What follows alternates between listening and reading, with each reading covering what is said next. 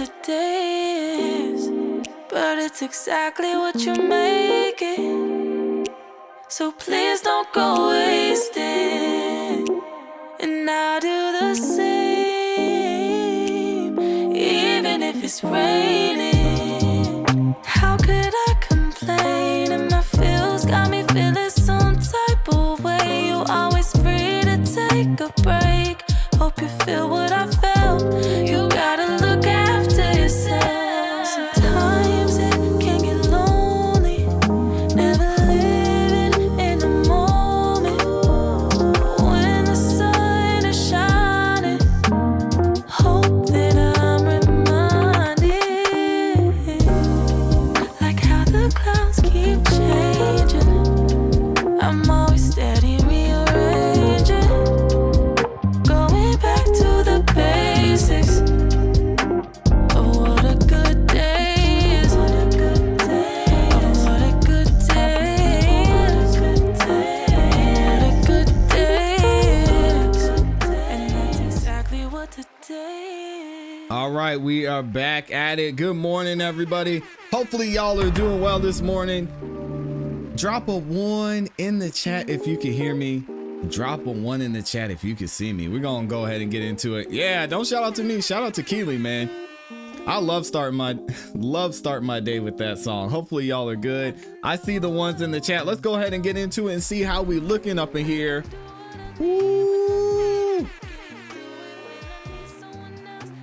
Looking all crispy and clean on the screen. Welcome back, y'all. Welcome back to another YouTube live stream and another episode of the Music Morning Show. I'm your host, Classy Beats of ClassyBeats.com. Today, we're going to have an amazing show for y'all this morning.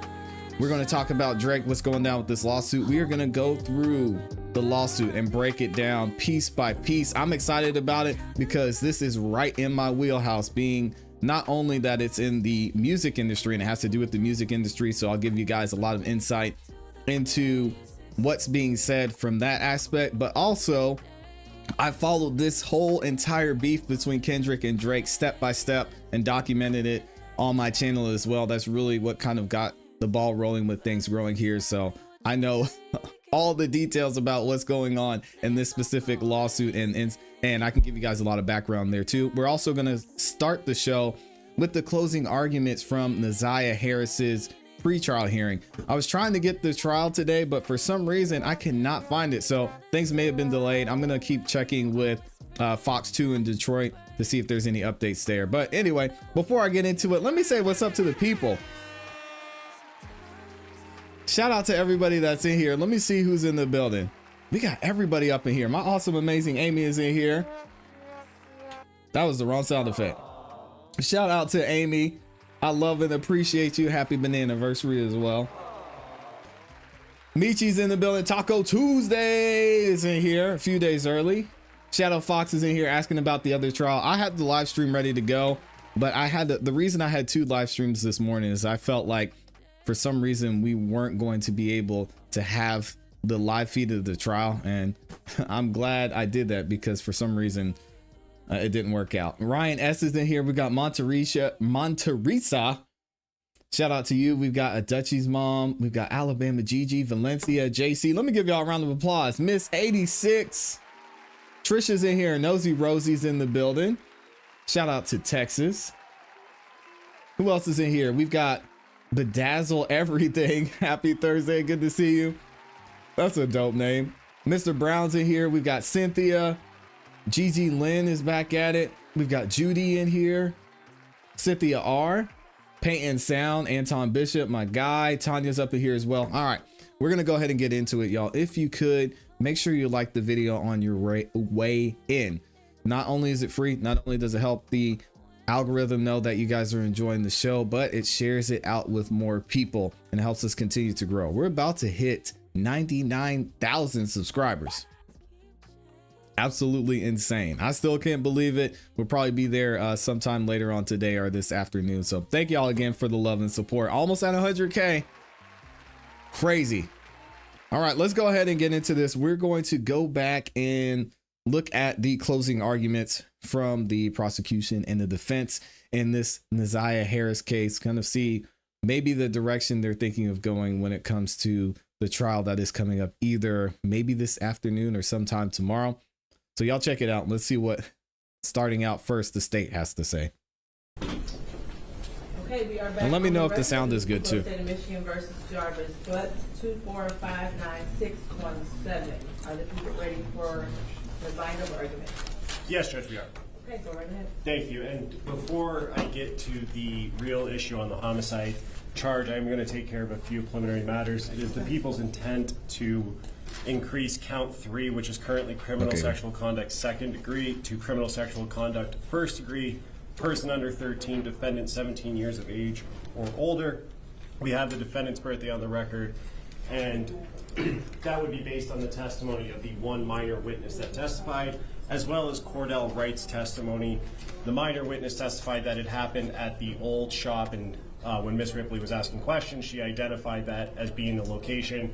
Cordell Wright testified back in November that they didn't move from that shop, which was at East Warren and Neff in the city of Detroit, until May or June, based on Nazia's birthday, which is in her medical records. At that time, she would have been 12 years old, and the minor witness testified clearly describing an act of penetration, specifically penis to anal opening. Oh gosh. With respect to the criminal sexual, child sexually abusive activity, that would be based on the text messages, as well as the minor's testimony as well. Combining those two things satisfies the elements of those charges. However, going to count 1 in murder in the first degree premeditated, I would like to go through and put some of the pieces together. And we are sitting here today, or standing here today in court on January 9th, 2025, which is 1 year, almost to the minute, the last time Nazia was seen on a camera in the city of Detroit, which is on the screen now. The last time that she was seen was on January 9th, 2024 at 2:56, getting off of the bus at 3 Mile Drive in Cornwall and walking down Bedford. She was walking towards what she didn't know at the time would be Jarvis Butts and her ultimate murder by him. We take that moment in time and then go to Cordell Wright's testimony, where he testified that they picked Nazia up on their way back to their shop at 9000 Connor, and they proceeded with her to that location. We have Jarvis Butts' sister's testimony, Tijuana Butts, who did say that she saw a young girl with a very distinct and distinct jacket getting in and out of that car, the white Cadillac Escalade. Yes, sir. That would have been before Jarvis, Cordell, and Nazia departed for Ypsilanti. We have Sergeant O'Rourke's testimony as to his cell phone locations based on cell tower information and the historical call detail records, which placed them consistent going out to Ypsilanti. And then we have Cordell's testimony getting them back to the shop. Talasha Moore also testified to seeing Nazia in Ypsilanti with Cordell and Jarvis. Cordell, as we know, testified that he had to get back to his house based on his tether hours by 9 p.m., and that is the last time that anyone who is not Jarvis Butts would see Nazia Harris alive. From the shop, we proceed out to the Park Crest Inn, where Jarvis Butts checked into a hotel at 9:30 p.m., and Sergeant O'Rourke's testimony corroborates this, placing his phone in the area of that 20,000 Harper address at around midnight till early in the next morning on the 10th, using the data that you see on the screen in those times. Recapping January 9th, this is the last time that we have any sort of communication from Nazia. There was, if you look at those messages that Sergeant Jones went through and read, just between Nazia and Jarvis, there was consistent and constant communication up until January 9th. There's also no messages from Jarvis after Nazia goes missing on the 9th, looking for her, seeing where she is, trying to find her, trying to help, as anyone should do at that time, it's like he knew her family locate her. There's no messages to her phone, to that Text Now account from Jarvis Butts' phone. Her legal guardian and grandmother, Annette Harris, has not seen any social media posts. The OIC of the case, Sergeant Jones, has not seen anything for a total of 1 year now. The Lieutenant George Harris, who was involved in the investigation in the first month, didn't see anything that he saw from social media or text now after the 9th. Jarvis Butts on the 9th, we know, borrowed Latricia Johnson's car overnight, which was unusual. He borrowed that from, and then again borrowed it on the 10th. Where did he go? We know that Nazia's glasses were found in that car sometime after the 10th or 11th when Latricia Johnson was at that shop, and Jarvis Butts snatches them out of her hand. Jeez, man. From the Parkcrest Inn and from January 9th, we go out to 7 Mile and Burke. This is by far the most important location in this case because we know that the defendant spent from 11:40 p.m. on the 10th to 1:34 a.m., nearly 2 hours in that area, in that wooded area where the Rouge River runs through. And to give, this is from the slideshow of the scene photos that were taken at 7 Mile and Burke. This is the sad area where it's the people's theory Jarvis Butts did at least one of two things. Either killed Nazia at 7 Mile and Burke, but at the very least dumped her body in this location. We know this because of the evidence that was found there, specifically the black hoodie, which you see in this photo here, as well as the pink bodysuit and the shoes that we confirmed or that are hers based on the picture that the OIC received from her brother. Don't y'all think and find it strange that her clothes were just strewn throughout the woods like this? This doesn't make sense either and was weird. Maybe we'll find out what happened later. And those items were collected. The black hoodie and pink jumpsuit were tested. And importantly, Rion Green testified as to which swabs were which. This analysis here and hypothesis and result pertains to the right shoulder swab on Nazia Harris's black hoodie that she took that picture in when she was in school on January 9th. The one, importantly, that Annette Harris testified was in good condition when Nazia left. We will get to pictures of that, but this shows that Nazia Harris's DNA is there as well as Jarvis. And importantly, this is one of the stain swabs that was positive not just for blood, but human blood based on the hemotrace results. In the next one, we have, this pertains to not the stain swabs, but the regular swab that Rion Green testified was a wearer ID swab. Importantly here, Jarvis Butts' DNA from that swab that would have been taken around the neck of that sweater or the end of the arms of that sweater is there with very strong support, and of course Nazia's DNA is there as well. And when we look at that sweater specifically through the PowerPoint photos that Rion Green took and put together, we can see that there is a lot of markings on this. If the court looks closely on this, and I did, there are 15 phenol-positive stain markings on this sweater. This is just the front of that sweater. And of course, the court paid attention and saw the markings or the damage to the hood, that it is the people's theory would have been stab wounds or something to that effect that happened when Jarvis Butts murdered Nazia Harris. We also have to look, and it goes to the premeditation element as well as everything he did before, at Jarvis Butts' actions, specifically what he did to attempt to conceal or cover up his role in the murder of Nazia Harris. First, we have the glasses that he made sure he grabbed directly from Latricia Johnson's hands when shown, that are consistent with the glasses she had in the photo from the 9th when she was in school. We have the jail call to Cordell Wright to get that phone of his out of Miss Davis's car and into someone else's possession, which he testified he tried to do, but was ultimately unsuccessful. And then Sergeant Jones testified that they ultimately did recover that phone from Miss Davis's car. Sad, man. There's the phone call to Latricia Johnson, which was played when she was testifying, saying to get anything he touched clean, to clean anything he touched, to get anything, don't drive her car, drive his mom's car, which is important because when you combine her testimony of when Jarvis Butts took her car, those 2 times on the 9th and 10th, and then either the next day or that same day, it's important because that car is the car that he transported Neziah Harris out to 7 Mile and Bird to either dump her body or to murder and then dump her body there. And we can go through all of the lies that Jarvis Butts told any detective or any officer that he testified A to. lot. But in highlighting those, he denies to Detective Mays that he was with Neziah at all or had talked to Neziah at all on the 9th, denies ever picking her up, denies to, even when confronted with the January 9th messages, he said that it wasn't him initially. Obviously, we heard in the subsequent interviews, specifically on June 1st with the OIC, he came off of that. He messed up. He told Shannon Harris that Neziah texted him on the 9th. She says that he never did that. And we have some of their messages in the record as well. He denies going to a hotel and denies going to a hotel with Neziah Harris and denies having any sort of sexual relationship with Neziah, even though the text now messages completely prove that that is an absolute lie.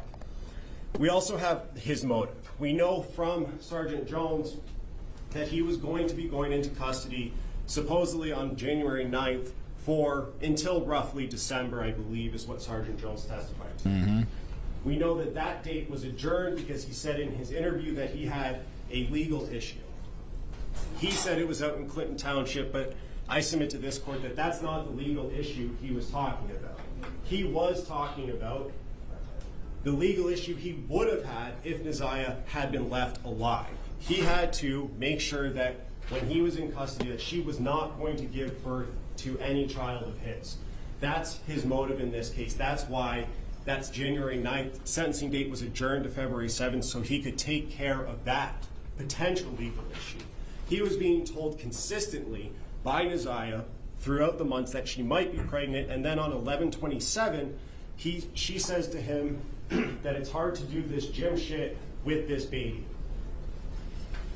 Less than a week or 2 weeks later, he's searching on Google how to abort a baby, how to not just abort a baby or get an abortion, but how to do it at home, how to get rid of that without any medical professional or any responsible mandated reporter knowing about it. We clearly have that motive. And obviously, Judge, one of the big issues in this case is proving that Neziah Harris is dead without having a body. On January 9th, she vanished off the face of the earth. She did. There is absolutely no evidence after the 9th that she was alive, that she was sending messages to anyone.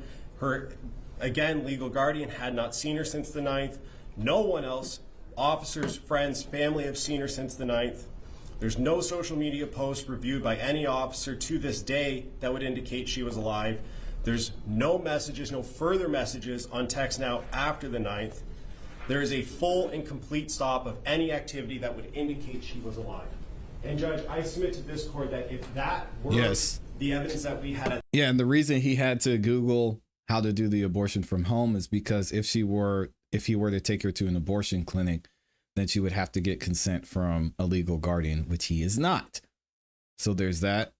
Also, she was too far along, obviously, I don't want to get into it. At this point, that would be enough at this point for a probable cause determination to show that she is in fact deceased today. However, there is more than that. Her hoodie found at 7 Mile and Bird, which we just saw a photo of, has Jarvis Butts' DNA on it and Neziah Harris's DNA on it, and it is covered in blood, indicating that something traumatic happened to her. And all the other evidence shows that something traumatic happened to her at the hands of Jarvis Butts.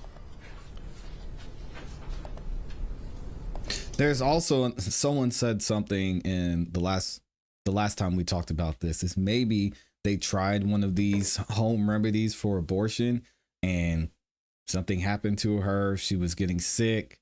Maybe she choked. I mean, who knows? The possibilities are endless in this situation. And then we go back to his motive. Was told by Neziah that she was pregnant, searched all of the home abortion procedures, and was going to go into the Wayne County Jail until December, which we just passed. Could have been anything. 2024. Judge, I submit to this court that the evidence that you have heard over the last 4 days proves not only that Neziah Harris is currently deceased, but also that she was murdered by the defendant, who had plenty of motive to do so, had plenty of opportunity to do so, and he did that. And I will note that the defendant in this case, Jarvis Butts, does not get a break because he successfully hid her body. The evidence to a probable cause determination, which the question is she probably dead, and did the defendant probably do that? Both questions are answered with a yes, based on all of the evidence that you have seen. I would reserve any further argument for rebuttal. Thank you.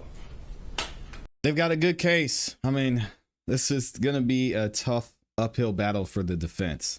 I'll be interesting, and I'm looking forward to hearing how they're going to defend this. And we're going to hear that in the next video / segment. So y'all let me know what you think about the state's case, and what's the likelihood that, I mean, they'll get a guilty conviction on all their counts. Let me know what y'all think. Let's go ahead and get into what the defense has to say. Next, is he eligible for the death penalty without a body? That's a good question. Let me find out if Michigan has the death penalty. I think I heard the other day that they don't. Let me find out. Let's see, does Michigan have the death penalty? I don't believe they do. Nope. Yeah. So no death penalty. He's going to be taken well care of in the in prison if it gets to that point. Pretty quick. Thank you, Judge. So here we go. The state's gonna, or the defense is going to give their closing arguments. Let's see what angle they're gonna take here. It's gonna be interesting. I know how well aware the court is that we have a very serious task here. We've been here for 4 days. Yeah. And at this point, we have to look critically at what we've heard and what we've seen over the last 4 days and determine if there's enough evidence by a probable cause standard that Mr. Butts committed premeditated first-degree murder. And if you look critically at what the evidence is and the lack of connection between these pieces of alleged evidence, there is not even by a probable cause standard.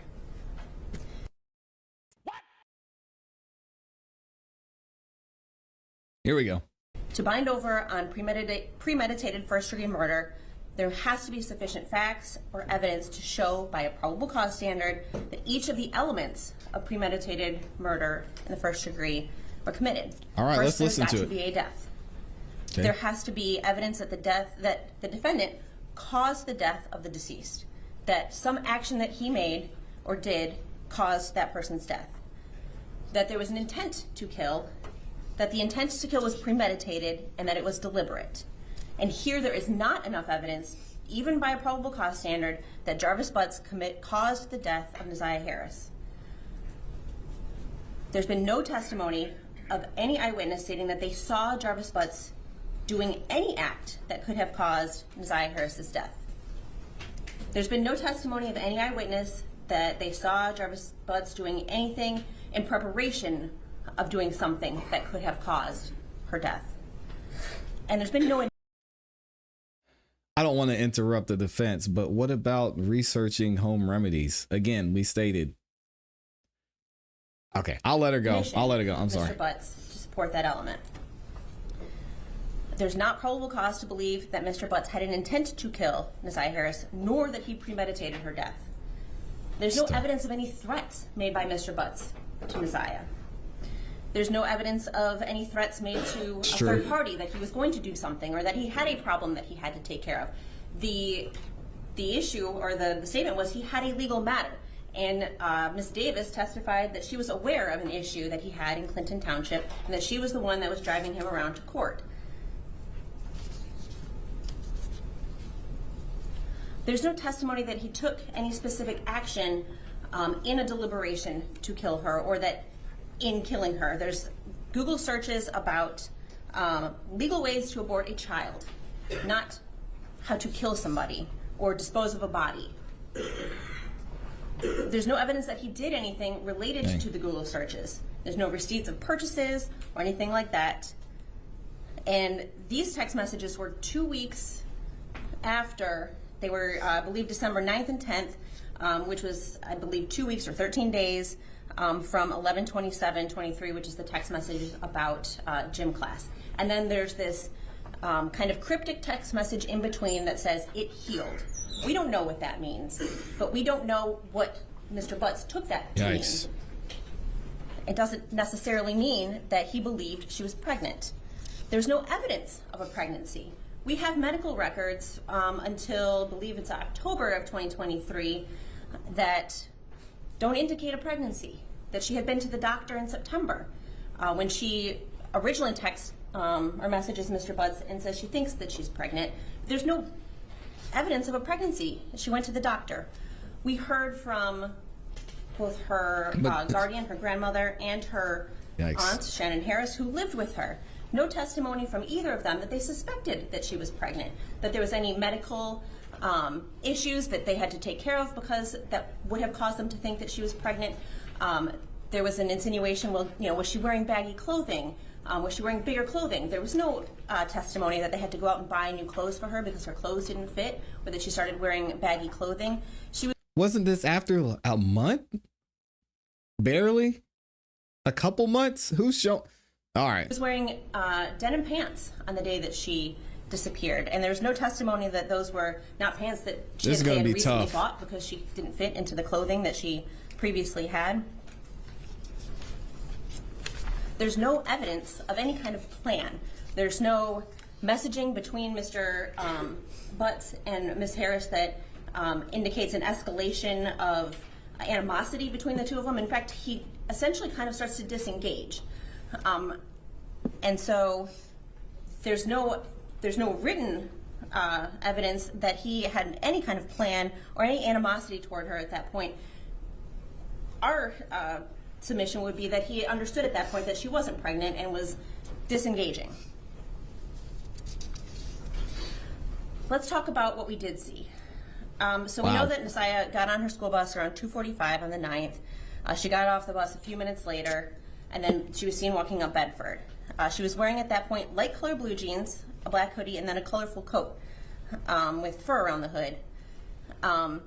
There's some insinuation that somehow there was a plan that she would meet up with Mr. Butts, but the testimony of Mr. Wright was that they were driving around that afternoon back and forth to various auto parts stores, and I believe that they in fact had to go back to one kind of unplanned because they either missed something or there was an issue. And so to say that somehow Mr. Butts would have known that she would have been on that street at that specific time and that they would have been there at that specific time is quite a leap, considering they didn't know where they were going to be when, because they were doing all this driving around back and forth to various stores.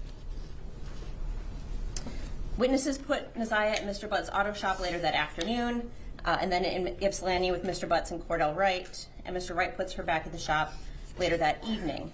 But then we hear from Sergeant O'Rourke, who did all the cell phone mapping, that at 9 p.m., Mr. Butts was actually at 13662 Wilshire, which is his home, where Angel Leonard lives and where they have kids. So did Nasiah go back with him to that house? And then at 9:30 is when he checks in to the Park Crest Motel. Now, we don't know who was with him there, but there is no evidence that Nasiah was ever there.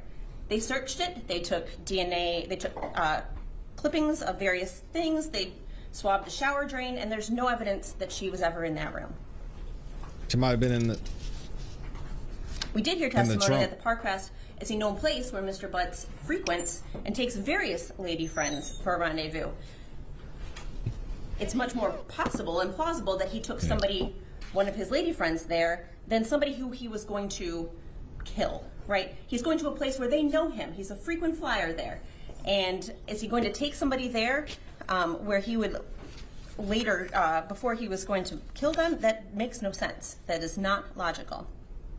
I wonder if they'll be able to find somebody that had an alibi, but it doesn't sound like they will, because she's saying maybe this is what happened. We don't know.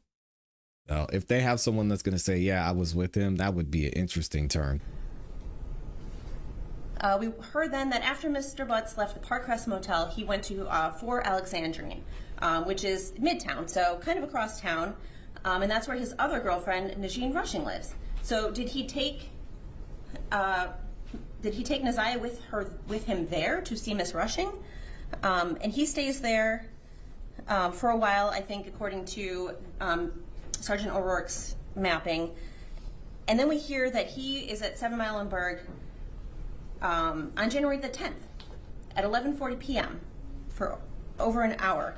That's almost 24 hours from when he initially, it's beyond 24 hours from when he initially is with Neziah, or when he's last with Neziah. And so it's illogical to think that he was driving around with Neziah, visiting all of his girlfriends, or if he had done something to her previously, that she was in the car with him while he did that. And in fact, they took a cadaver dog around the car and didn't find anything, and they tested the vehicles, all of his vehicles, every car that he drove, She's struggling. for DNA, for any sign that Neziah had been in there, and they found nothing. And the call to Miss Johnson asking her to wipe down the Sentra that she used, that he had borrowed, is kind of irrelevant because she testified that she didn't do it. That she did nothing based on what he called to say, and they still didn't, nothing was found. Nah, I don't believe her. I think the ex did something.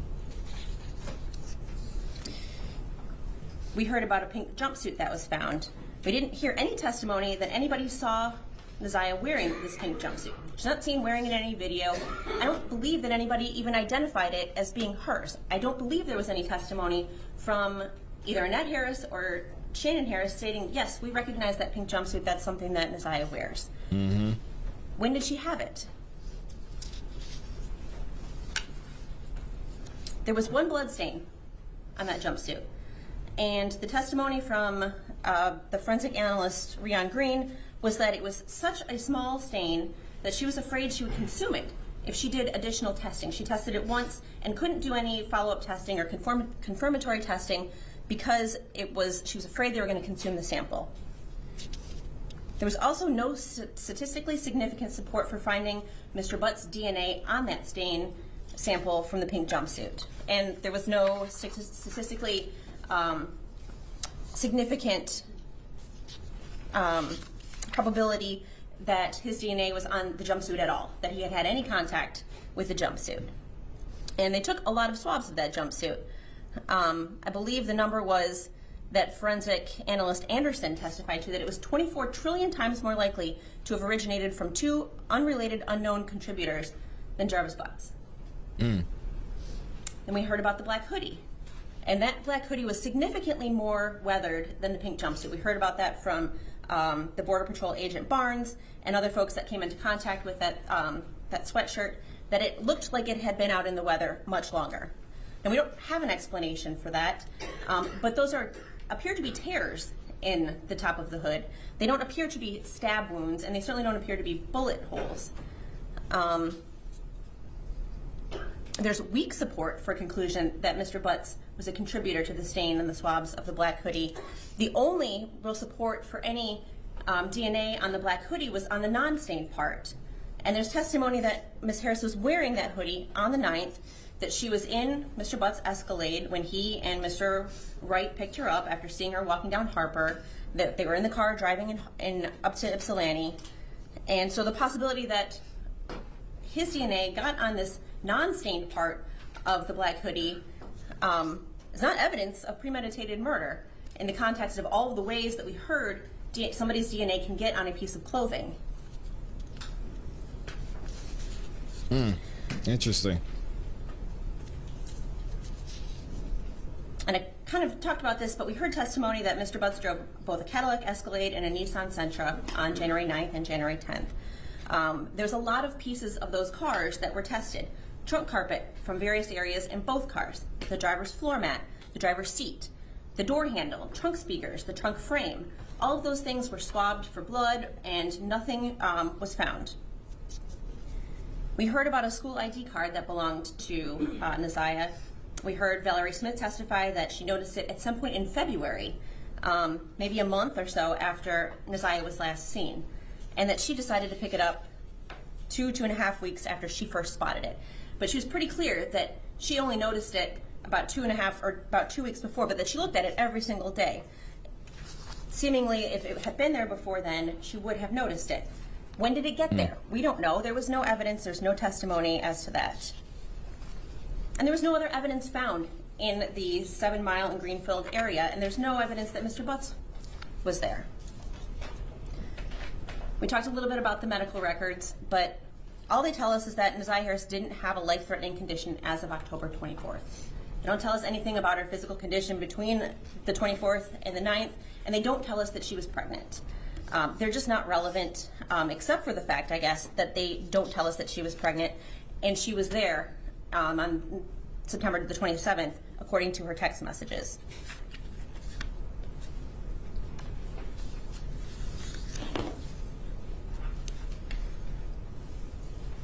Shout out to Amber Ring. What we haven't heard in the last 3 to 4 days is anything about a murder weapon.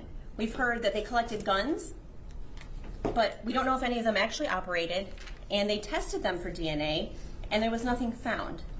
When did those guns get taken from a house? When did they get put back, if any of them had been used? And I mean, we just simply don't have any evidence as to whether they were even touched by Mr. Butts. But certainly there was no DNA from Ms. Harris on them. And if one was to use a gun to bludgeon somebody enough where they break the skin and bleed, there's going to be DNA on that gun. If somebody is shot at close range by a gun, there's likely to be DNA on that gun. They found no DNA on a gun. There was initially a testimony about all these knives that were found, and then when Mr. Riggins did a little bit of digging, well, one of them was a butter knife, one of them was rusted and under a seat and looked like it had been there forever. There was only one knife that they were actually interested in. They sent it for testing, and there was nothing on it. And we know that they can test for blood even if something has been wiped clean, because they do that, and in fact they did that in this case. They found no blood on anything that the prosecution is positing could have been a murder weapon. That's interesting. Motive is not an element of premeditated homicide. There's evidence that Mr. Butts and Neziah had a sexual relationship. And we are, clearly, at this point, not contesting the bind over on those counts. That would explain why Mr. Butts would not want to be honest about why he was with Neziah Harris. That would be enough to make somebody want to lie about their whereabouts or their connection to somebody. There's no evidence that it went any further than that for him. No evidence that he had been confronted by anybody about a sexual assault. No evidence that he was being threatened by Neziah to expose him or get him in trouble if he didn't do something that she wanted him to do. By the time January 9th rolled around, they weren't really speaking that much. She was, in those text messages that we heard, getting frustrated with him for ignoring her. But never once did she say, well, if you don't talk to me, I'm going to tell everybody what we've been doing. And so there's a complete... Yeah, and even if y'all hear the text messages, she was saying things to him like, oh, I'm not that kind of girl, I'm different, I just want to be yours, such and such and such. So, I mean, the state's going to have a little bit there, but she's making a good point. Talk to me, I'm going to tell everybody they seemingly had a good relationship. What we've been doing. And so there's a complete lack of any motive for him to respond in that way. And I would point the court to a case, it's called People v. Fisher, and it's 193 Mishap 284. It's a 1992 case, and I've got copies. Got it. Does the court want? Yeah. And I point the court to this case because it's a case where homicide was charged and no body was found. A woman named Joyce Fisher was killed, and I believe it was 8 years after her death, her husband was charged. He was convicted, and ultimately the appellate court reversed the conviction because the evidence was insufficient to submit the case to a jury, and so that was the error. And kind of the facts briefly are that Mr. and Mrs. Fisher were in the process of divorcing. It was a pretty contentious relationship. There had been lots of reports that he had been physically abusive to her, and she had even testified that he had threatened to kill her in mid-January of 1978, approximately 3 months before she disappeared. In April of 1978, Apparently they were out together, they had lunch, and he was the last person to see her. After that, she disappeared. Now, there was no substantial testimony in that trial regarding her reliability, her long or short-term plans, that she had, she had children, that she was devoted to them, and that she wouldn't have, essentially, that she wouldn't have had any reason to run away or leave. And so that gave rise to an inference that she was deceased.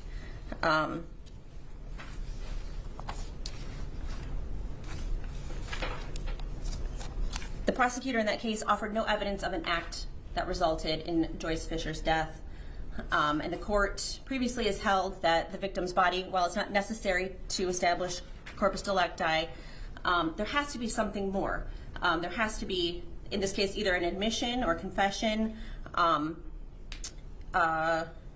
physical evidence, or some kind of witness testimony. In that case, there was no physical evidence, such as bloodstains or a weapon, linking the defendant to Joyce's death. He did not admit that he killed her, although the prosecutor offered equivocal statements there, that he seemed to say, well, things didn't happen quite that way, and where it made it sound like maybe he did have something or some knowledge. The prosecutor there presented lots of evidence of defendant's motive and opportunity to kill her, but noted that those are not elements of the crime. And inferences, the court says, may not be based on evidence that is uncertain or speculative or merely raises a conjecture or a possibility. And they said, in that case, the evidence did not rise above the level of conjecture. And that's what we have here. We have conjecture. We have a lot of pieces of supposed evidence, but we have no connection. They don't connect to each other. They're puzzle pieces. And when you put them together, there's no picture. There is no big picture because you gotta tell it to the jury, though. Act that can be testified to that Mr. Butts did, and there's nothing to support that act. There's no evidence that he had a gun and used it. There's no evidence that he had a knife and used it. In fact, the evidence that the prosecutor put forward disputes those theories. The idea that Mr. Butts was in some cover-up, the issue of his phone, I think was pretty well cleared up by Ms. Davis when she testified to the idea that for as long as she's known him, he's never wanted her to look at his phone. And mostly because he's been dealing with who knows how many other women. And that she had tried pretty much everything she could think of to get in that phone well before any of these allegations came about, and that she's never been able to. And so it makes sense that he would not want her to get in that phone, especially if he assumed he was coming home and wanted to have contact with her while he was serving his sentence in the Wayne County Jail, that she not know that she was not the only female he was dealing with. She did testify to that. We acknowledge that probable cause is a low standard, but it isn't just limited to whether the prosecution has presented significant or sufficient evidence on each element of the offense, which we submit they have not. They also must determine that there's a reasonable ground of suspicion supported by circumstances sufficiently strong to warrant a cautious person to believe the accused is guilty. That definition of probable cause, or that characterization, comes from People v. Carter, which is 250 Mishap 510. And so you have to have both elements of the crime met, and also those elements have to be met by evidence that is sufficiently strong to believe that it is relevant, that it actually proves what it is saying that it proves. And here we have conjecture, we have speculation, we have supposition, and we have somebody who he did have something to hide. But there's no evidence that he did anything about that. He didn't threaten her, he didn't ask her, or say if anybody finds out, that, I will go to jail, or you could go to jail, or you could be hurt. There was nothing like that in any of those conversations that we saw.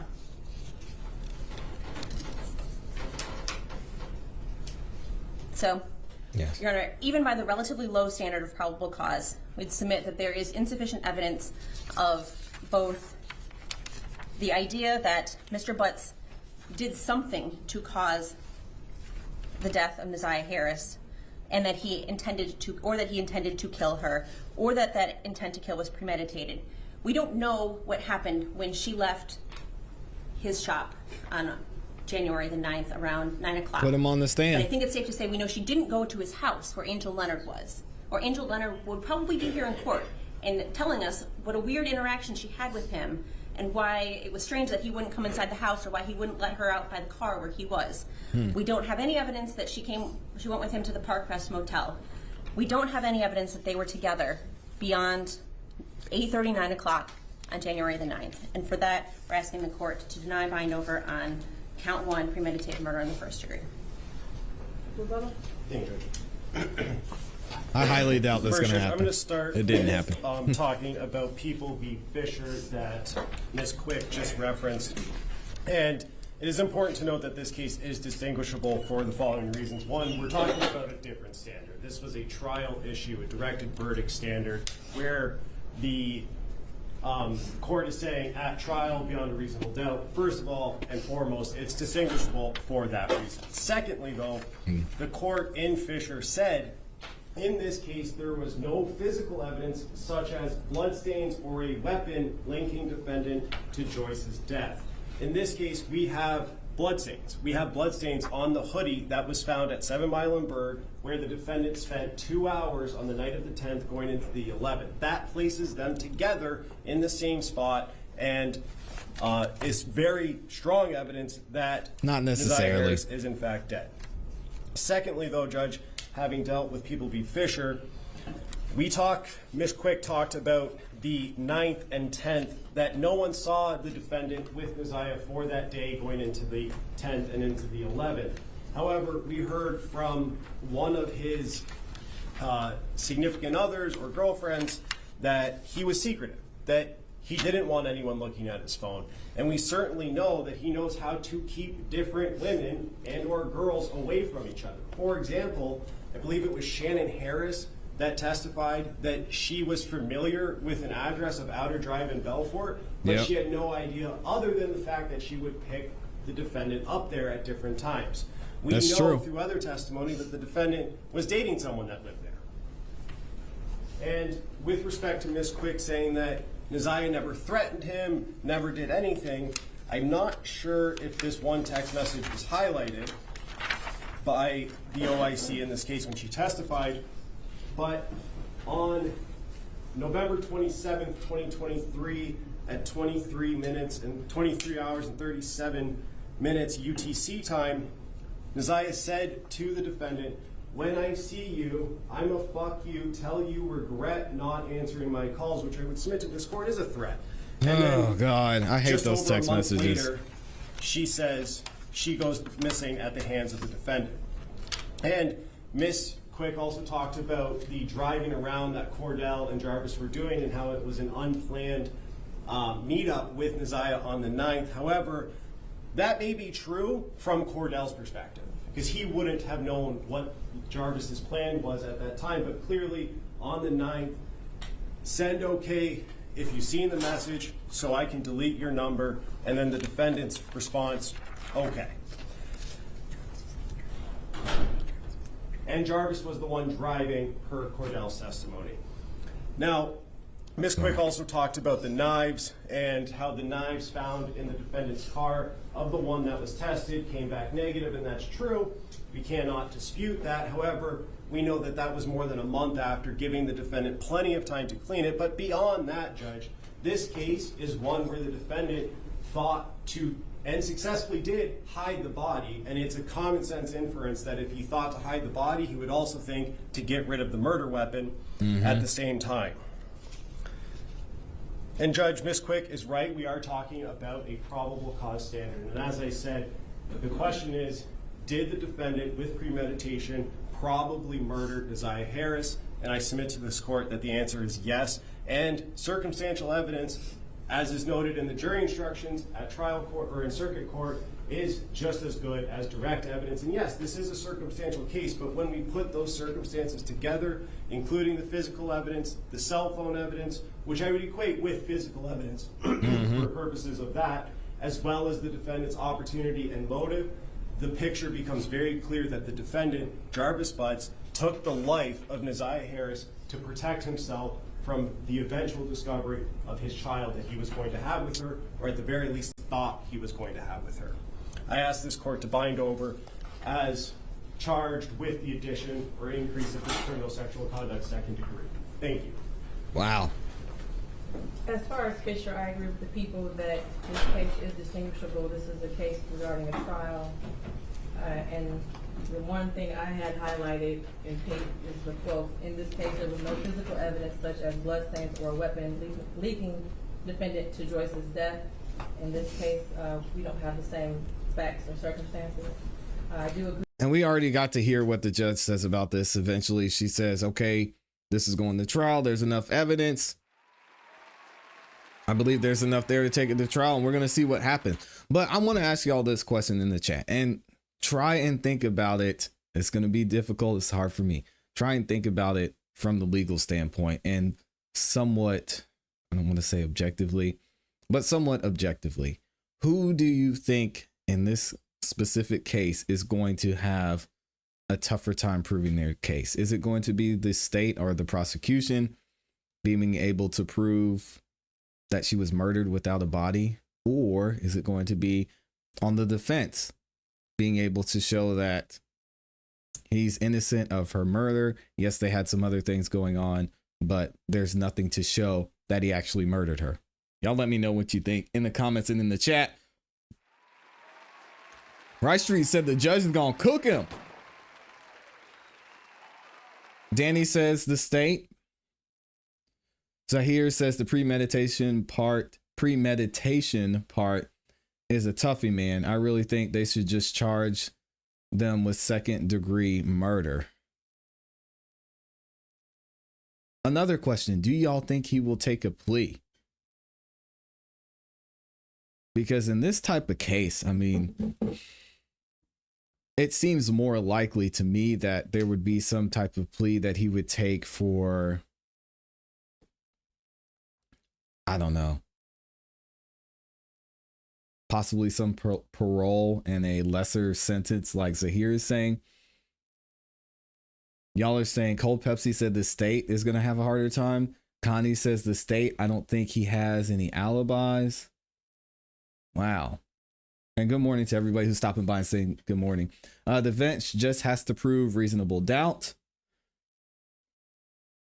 Don't charge me with any degree murder if you can't prove it. It says Rice Street. No, he has too much pride. So y'all are saying yes. Connie says you think there'll be a possible plea. Momax says no. Tanya says no, he won't do it. Cold Pepsi says I was speaking to Shane. Oh, okay.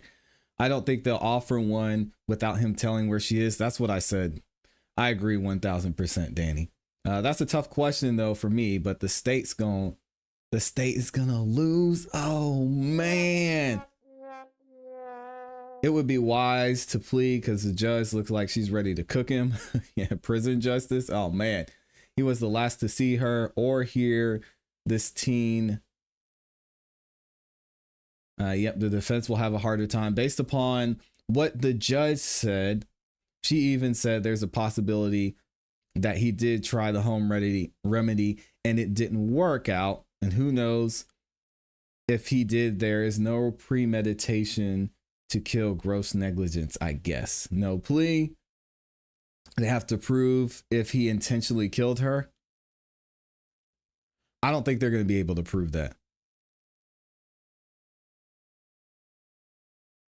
I don't think they're going to be able to prove that at all. He was with her the day she disappeared. Again, not a crime. Also, they don't have a body. Rice Street said, is she dead?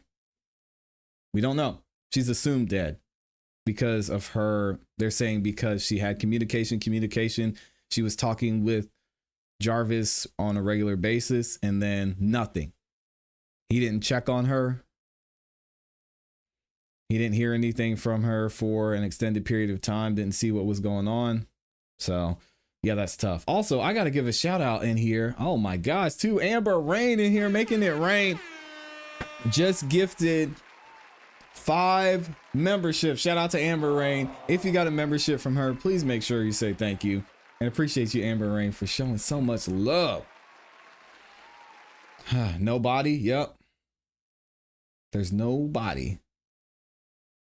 Nobody at all. And I forgot to ask earlier, it looks like you already did it, but if you haven't yet, please make sure you like the video. It's free, and it really does help the channel continue to grow. Thank you to everyone who's liked the video so far. We are over 100% likes up in here. Y'all are doing it big. I appreciate you. No autopsy, no cause of death. That's why they need to stay away from first degree premeditated murder. They're not going to win that charge. It's going to be tough to prove that, for sure. I mean, he was in love with this. They were in love, from what the text messages say. I think there will be a plea to recover the body. I think so. That's got to be tough, though. I mean, that's a catch-22 from the family. You want justice and you want closure, for sure. But at the risk of, you know, him being 65, 60, what would he be, 66, and getting out of prison or being on parole? I mean, can you imagine this guy getting out of prison again? Sheesh. Did they talk to the girl that she was talking to or texting him about on the phone? And good morning to everyone who's saying good morning. If he hid the body, he's not telling where it's at. He might, if it depends on what the police says. His prior would justify his guilt. Wow. All right. If y'all are ready, we're going to go ahead and get into this Drake lawsuit finally. And we're going to break the whole thing down. I'm going to give you guys a little bit of a background on what happened leading up to this, if you're not familiar, and then we'll go ahead and get right into it. And if you haven't yet, please make sure that y'all take a second and like the video. Likes are free. So I've got the lawsuit pulled up here. It's a biggin. We probably won't be able to get through the whole thing today because it is 81 pages. But to give y'all a little bit of background, Drake, he recently filed a lawsuit against UMG, which is his record label. Insane, right? Not only is it his record label, but initially he let the court know that he was going to be filing a lawsuit several weeks ago. And he eventually pulled that petition and he filed the actual lawsuit. Now, the interesting thing about what initially happened there is it seems like Drake worked something out with Spotify because Spotify is not listed in this lawsuit. But UMG, as we saw when Drake dropped the initial petition, said that they were standing 10 toes down and they weren't going to change their stance on what happened. So, couple of things to take note of when it comes to Drake and UMG and their relationship in general. I've mentioned this multiple times before. I want to review this with y'all real quick and talk about what is UMG trying to do when it comes to Drake and his agreement that he has with them. Well, back in 2022, Drake signed one of, if not the biggest deal with the record label that had been done in recent history. And let's check out this article. I'm just going to read a little bit to give you guys a refresher. After rampant speculation about a bidding war for his services, Drake appears to have finalized a mega deal with Universal Music Group that could net him upwards of $400 million when all is said and done. Good Lord. An official figure has yet to be disclosed. According to the industry insiders, the deal will cover Drake's recording, public media projects. All right, so they had this back and forth. Drake was working on the deal with them.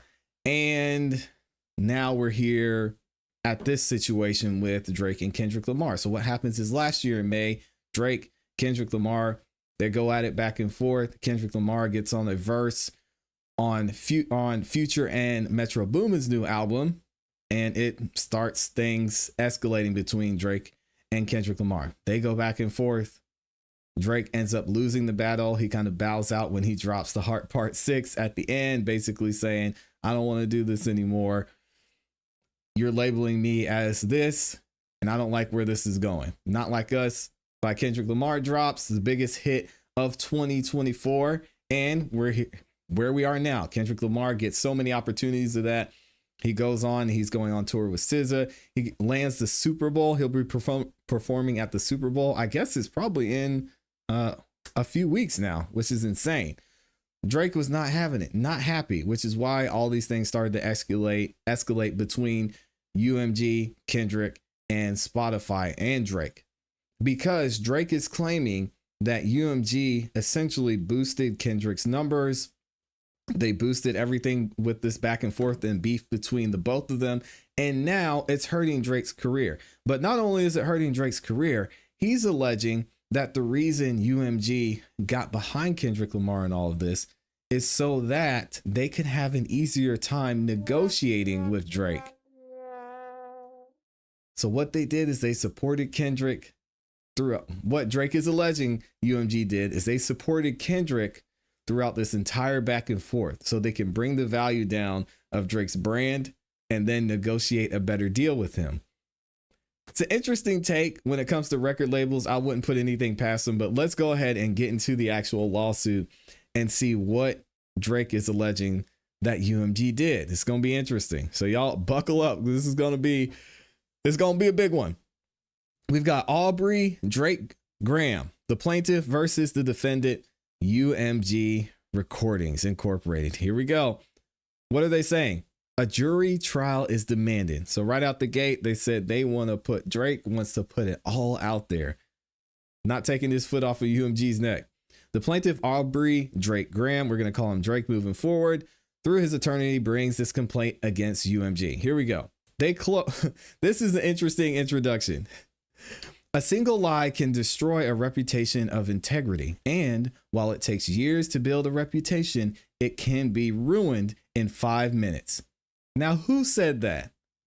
Sir Lucian Grange. Who is he? The Chief Executive Officer or CEO of UMG. Yikes. We're getting started already. Because when did he say this? He said this literally 2 months before the beef with Kendrick Lamar and Drake started. Well, the official beef. There had always been beef there, but the on stage in front of everyone back and forth beef started he said this 2 months before that whole started, which is insane. All right. So what did they say in the introduction? In the middle of the night on May 7th, 2024, an armed group of assailants drove up to the Toronto house in which Drake and his family resided. Drake was inside. The car stopped in front of the residence. Someone yelled, "F Drake!" And at least one gunman began to open fire. One bullet went through the security guard's gate and hit Drake's front door. Another bullet struck and wounded a security guard who was also one of Drake's friends. While the other car drove away, Drake and the others in the house summoned help for the security guard and did everything possible to keep him alive. During the nearly 30 minutes it took for the ambulance to arrive, Drake and others labored to keep the man alive by applying pressure to the gunshot wounds with towels. Blood was everywhere.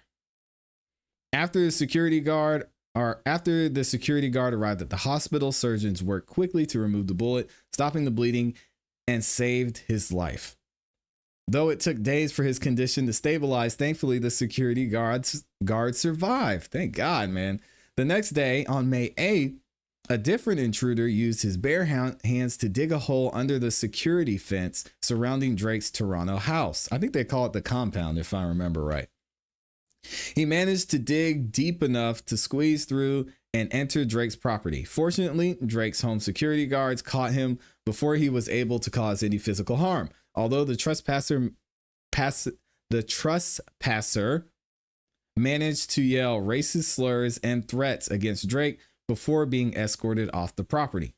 On May 9th, the very next day, another break-in attempt happened. In the 2 decades leading up to May of 2024, although Drake was constantly in the public eye, nothing remotely like these events had ever happened to him or his family. But these events were not coincidental. They immediately followed and were approximately caused by UMG's actions leading up to and on May 4th. UMG did it all. They're the ones to blame. Not Kendrick Lamar, not Spotify, but UMG is the one to blame. Yikes. UMG is the world's largest music company, that's true, and also the music company that has represented Drake for more than a decade. Yet on May 4th, 2024, UMG approved, published, and launched a campaign to create a viral hit out of a rap track that falsely accuses Drake of being a PDF, Y'all know what that means. If not, you can read. And calls for violent retribution against him. Even though UMG enriched itself and its shareholders by exploiting Drake's music for years and knew that the salacious allegations against Drake were false, UMG chose to corporate. I'm sorry. UMG chose corporate greed over the safety and well-being of its artists. In controversy, UMG saw an opportunity, seized it, and continued to fan the flames even after learning of the incitement of violence on May 7th and May 8th, along with unrelenting vitriol towards Drake that has followed. Yeah, a lot of the people in the industry are done with Drake. Well, I wouldn't say people in the industry. A lot of the music world, the music community was out on Drake after this, and they said Kendrick is the king. If y'all agree or disagree, let me know in the comments. The song in question, Not Like Us, is going to be referenced as the recording written and performed by Kendrick Lamar Duckworth, professionally known as Kendrick Lamar. The recording was intended to convey the specific, unmistakable, and false factual allegation that Drake is a criminal PDF, and to suggest that the public should resort to vigilante justice in response. Now, here's the thing about this. So many wild and crazy things is said in music. And when we go back and we look at the YNW Melly trial, we look at the YSL trial, bringing music into it, although it can be used as a tool by an artist, I think is crazy. So I get Drake has to build his case in this instance, but saying, oh, he said that he smashed an owl in the music video. I think this is lame on Drake's part. What? Come on, Drake. It's a part of the game. You said some wild ish in your music. Let's not go down this road, but you have to do it if you're going to try and win this case, I guess. The recording is defamatory because its lyrics, its album image, and its music video all advance the false and malicious narrative that Drake is a PDF. The lyrics repeatedly accuse Drake of engaging in criminal acts, including by calling him a certified PDF and a predator who needs to be placed on neighborhood watch. Oh my gosh. If y'all haven't heard Not Like Us, go listen to it. It's wild. The image was designed to reinforce, and in fact reinforces, that accusations by depicting Drake's actual Toronto house covered in the icons that are known to be used by law enforcement, as well as public safety applications like The Citizen, to identify child offenders' residences online. And if y'all haven't seen what that looks like, I know most of you watching this have, but let me show y'all what the album cover looks like. Here we go. So in case you haven't seen it, this is a picture of Drake's house, also known as the compound. And then they've got the little images here saying that a child offender is there. Oh man, crazy stuff. But anyway, Drake wasn't feeling that. He didn't like it. All right.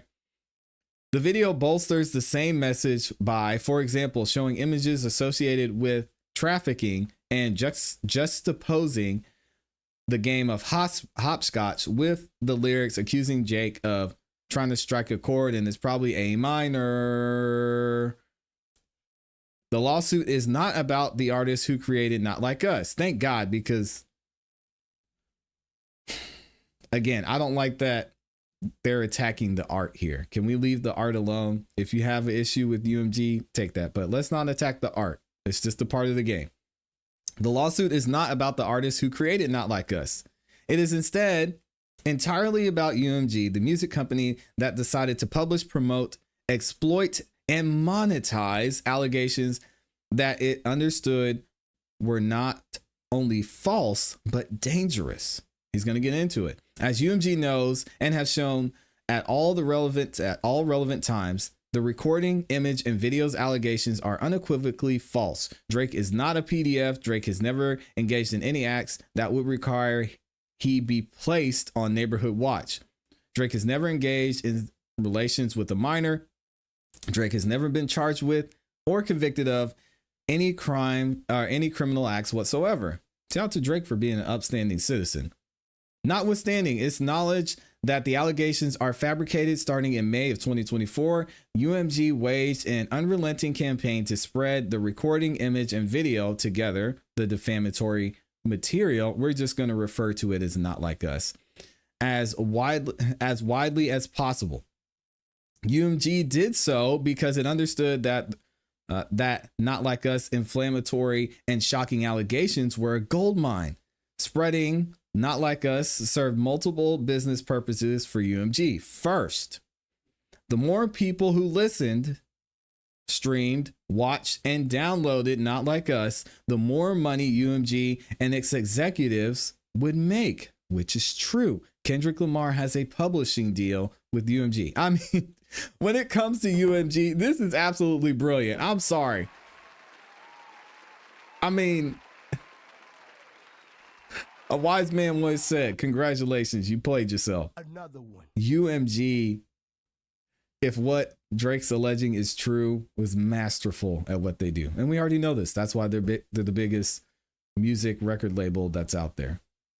Second, UMG's Interscope Records, or Interscope, owns Lamar's entire back catalog of recorded music. The leadership of Interscope had every incentive to prove it could maximize Lamar's sales after only recently persuading him to enter into his own direct license for a limited recording commitment of new music. All right. And a lot of people were calling this the Drake stimulus package, saying that because Kendrick Lamar beefed with Drake, then his back catalog went up, which if you look at the numbers, and I broke it down in several videos before, it's true. Third, in contrast with Lamar's first direct deal, UMG's contract with Drake was nearing fulfillment. And on information and belief, UMG anticipated that extending Drake's contract would be costly. Probably with him signing that $400 million contract, upwards in $500 million, which is insane. So by devaluing Drake's music and brand, UMG would gain leverage to force Drake to sign a new deal on terms more favorable to UMG. It's a fair argument. UMG's campaign was successful. Not Like Us quotes cleverly dangerous lyrics behind a catchy beat and inviting hook. Capitalizing on those attributes, UMG used every tool at its disposal to ensure that the world would hear that Drake's Like 'Em Young. I hope he never go to sell Bach 1. All right, shout out to Drake. The defamatory material, Not Like Us, has been played billions of times, and its false central message has gone viral via social media and legacy media channels in dozens of languages to, at minimum, hundreds of millions of people spanning the globe. It is not just fans of rap music who now believe that Drake is a certified PDF. Not Like Us has become ubiquitous.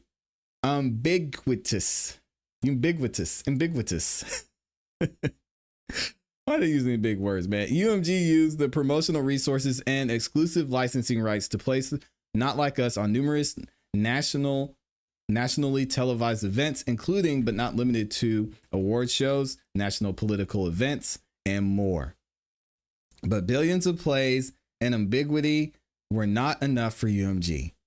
Over the course of the last several months, UMG has made significant financial investments and leveraged its professional connections via sophisticated and highly organized publicity campaigns to arrange for Not Like Us to be performed at one of the most significant and viewed cultural events of the year, the Super Bowl. Oh, man.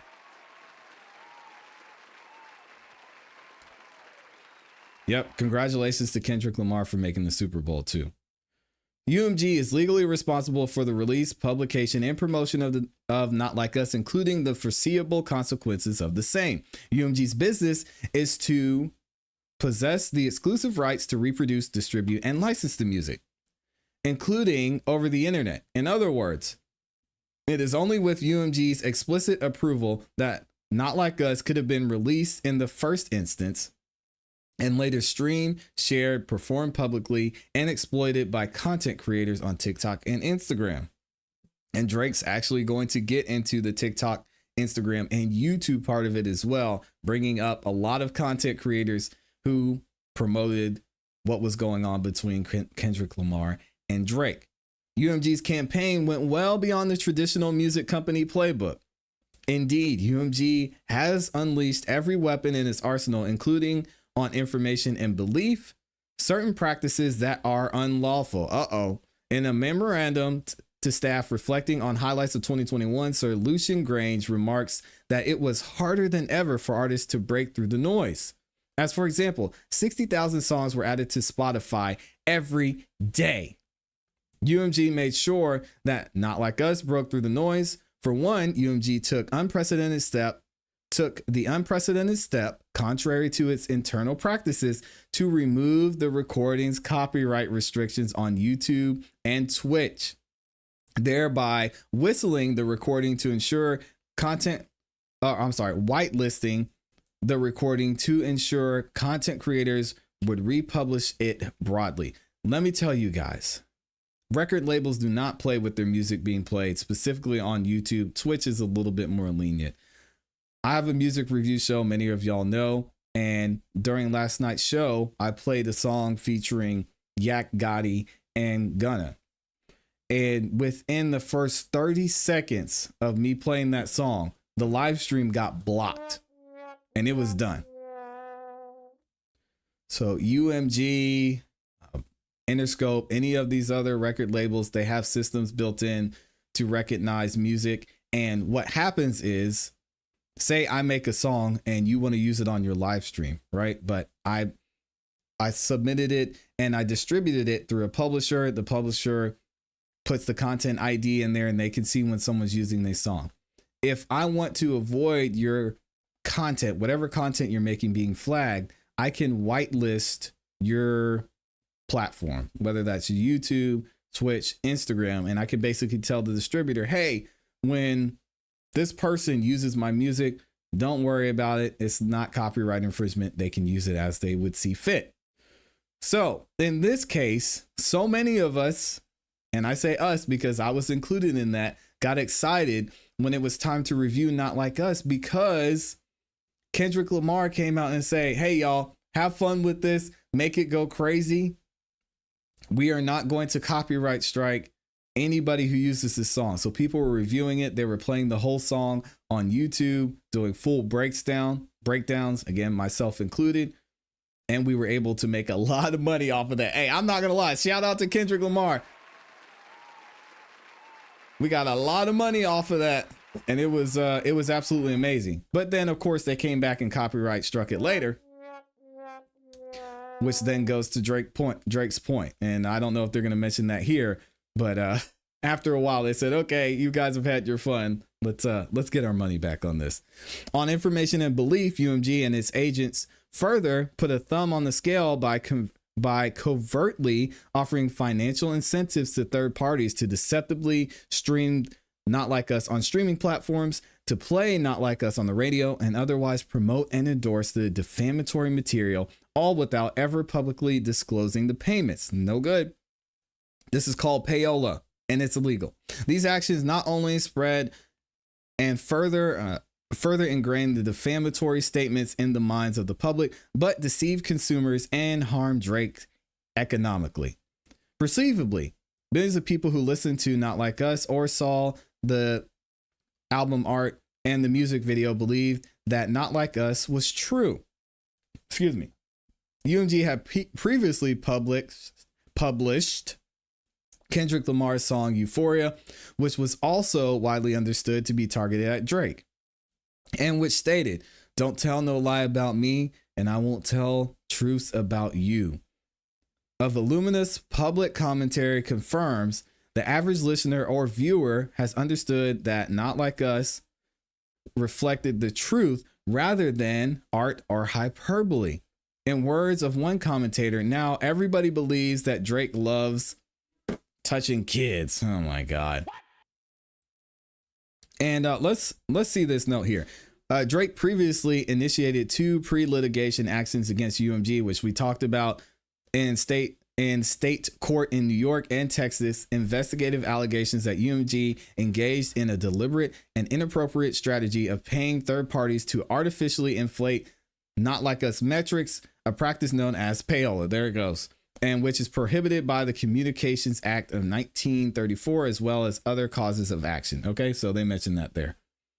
UMG's greed yielded real world consequences. There we go. As described above, it was just 3 days after UMG's originally published Not Like Us and the image that Drake was targeted at his Toronto house by armed intruders in 2024's equivalent of Pizzagate.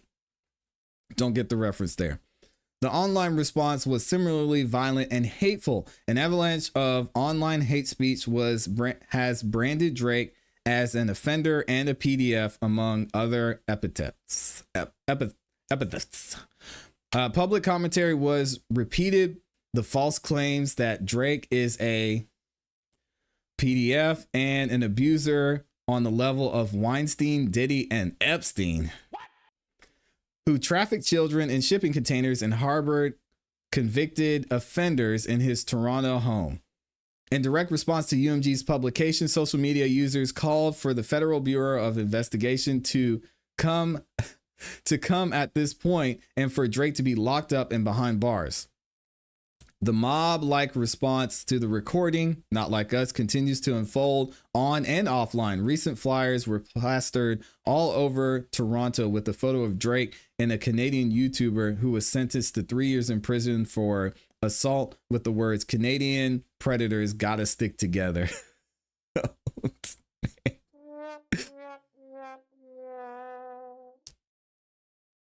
Dang. Excuse me.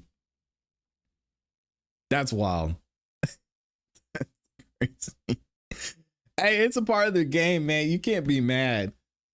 With the palpable physical threats to Drake's safety and the bombardment of online harassment, Drake's fears for the safety and security of himself, his family, and his friends. After the attacks, one thing I had a problem with during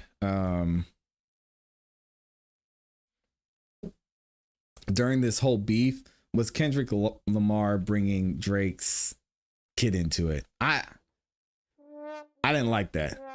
I thought it was weird. I thought it was weird in the way he did the Meet the Grams track. I think Adonis should have been left out of it. I'm all about protecting the kids, so I thought that was taking a little step too far, but hey, it's a part of the game. You're gonna do it, Drake. You gotta deal with it. After the attacks on his home, Drake pulled his son out of elementary school. Oh man. He attended in Toronto due to safety concerns, and once school ended for the summer, Drake arranged for his son and mother to leave Toronto entirely. Day to day, Drake continues to take steps to address the persistent threats to his security. The violence and vitriol directed at Drake was foreseeable.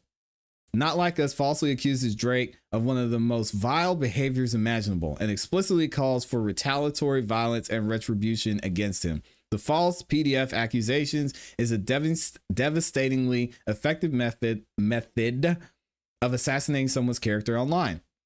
When spread virally, the accusation can destroy an individual's reputation and brand in a matter of days. As one expert on conspiracy theories has explained, expert on conspiracy theories, that's a thing. There's always been a certain amount of salaciousness in these conspiracy theories. And if it involves children, people immediately just lose their mind. I agree. I'm the same way. I don't take that stuff lightly, even if these children don't exist.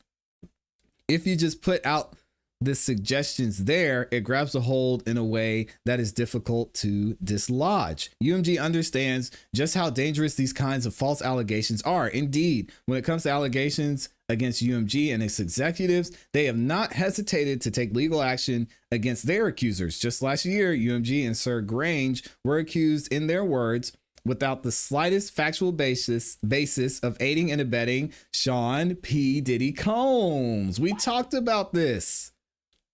and criminal sexual acts. We talked about this. UMG was named in one of Diddy's, well, several of Diddy's lawsuits actually, and it's alleged that people from UMG were not only helping create these parties or freak offs, but it was being funded by UMG. And UMG said, hey, yo, whoa, we had nothing to do with this. And Valencia said it right. Kids are off limits. End of story. I do not give you the benefit of the doubt when it comes to kids. I'm sorry. So yeah, I think that's a good trait to have, in my opinion. Moving to dismiss the complaint against them, UMG and Sir Grange argued that the accusations were offensively false allegations of criminal behavior that would be libelous per se, if not contained within a legal filing. Sir Grange called the allegations against him knowingly and maliciously false and defamatory. Sir Grange also explained that a single lie can destroy a reputation of integrity, and while it takes years to build a reputation, it can be ruined in 5 minutes. Funny thing is, he said that 2 months before Not Like Us went viral. Thus, recognizing that false allegations against him might interfere with his efforts to, end quote, lead an honorable personal and professional life. Sir Grange promised to pursue those who had made these outrageous allegations against him. Drake is saying, yeah, exactly like what y'all did with Kendrick Lamar and Not Like Us, right? I got you. In stark contrast, when Drake confronted UMG about its role in promoting allegations of sexual misconduct lacking the slightest factual basis against him, UMG refused to do anything to help. Instead, UMG continued to republish and promote the defamatory material, Not Like Us, even after Drake had unequivocally denied the allegations in public and had communicated that in private to UMG. Drake informed UMG of the tangible harm that the publication and promotion of the Not Like Us had caused him, including violence, threats, reputational and financial damage, and more. Yet UMG still chose money over the safety and well-being of its artists, notwithstanding its public comment to behaving honorably and with honesty and setting the right tone in all that we do. Many months prior to filing this litigation, Drake attempted to address these claims privately with UMG, as he mentioned previously. Drake believed, per Sir Lucian Grange, that UMG's leadership should be held accountable for the decisions we make and how we conduct ourselves. And UMG purports to care about threatening and abusive behavior. Indeed, UMG's code of conduct notes that harassment can take different forms, such as speech that is threatening or abusive, and declares that violence, threats, and physical intimidation are not tolerated at Universal Music. Well, I mean, if that's the case, Universal Music wouldn't have a record label. Think of all the artists that they have signed under them. You think any of their music mentions, let's see, speech that is threatening or abusive? Yeah. So, I mean, if we're going to talk about that, UMG wouldn't even exist in that case. Yet, in response to Drake's concerns, UMG responded that Drake will face humiliation if he brought legal action, presuming that the public would be unable to understand UMG's role in exploiting and profiting from this dispute. UMG's posture as the world's largest music company was that it is untouchable. At the end of the day, that's true. UMG's not going anywhere. And this Drake makes an interesting point, and you guys can see it in your own research on this topic and in hearing how different people are covering this. It seems like even now things are split almost 50-50. Some people are saying, Kendrick Lamar, you said this was going to happen. This is a win for you. Drake is just crying. He needs to give it up. This is all about the music. And then there's people on the other side, which is the side I'm on, is when it comes to UMG, were they possibly playing dirty and just using Kendrick Lamar and this whole beef between him and Drake as a tool to take advantage of the situation they're in, where they're most likely about to give Drake over $500 million, which is insane to think about. Y'all have to let me know what you think about that in the comments too. But let's keep it going with this on 22. But we'll go here in a second. I want to read a couple of y'all's comments. So shout out to everybody who's in here, and thank y'all for liking the video as well. Drake song's Push Up is still whitelisted, so this is cap 2. They didn't take, yes, but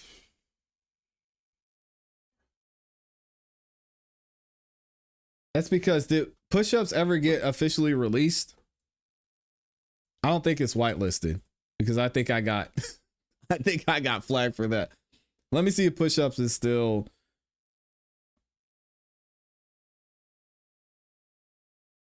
I don't think Push Ups is still whitelisted. Let me see.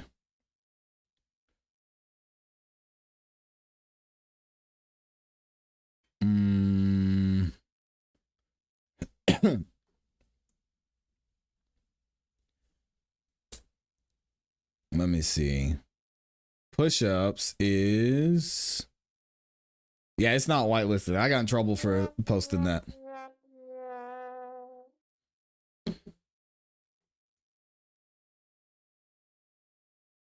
Because I'm trying to look it up now and just see. Let's see. Push Ups.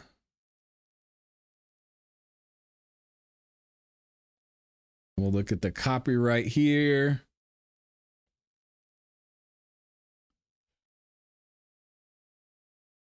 Yep, this one's blocked. So yeah, all of those, as far as I know, are officially released. So that's going to be tough. Shout out to Amy with the super sticker. I appreciate you. Defense, although... Okay, y'all are still talking about the other one. Exactly how you going to ask someone to stay on stream and then turn around and claim they paid off the label. I remember Jacked Instrumental says, I remember Drake texting Kai Cenat to defaming Kendrick. That's not payola though. Actually paying someone to saying, hey, play this. That's a different thing. If you can ask somebody, but exchanging it for money is, it's a whole different thing. The video with him on stage with a 17-year-old minor is proof Drake is lying. She wasn't a minor. So if y'all want to argue the law, that's a different story. But that 17-year-old was not a minor, and she came out and spoke about that. Said, "Listen, I was there with my dad. I wanted to go on stage.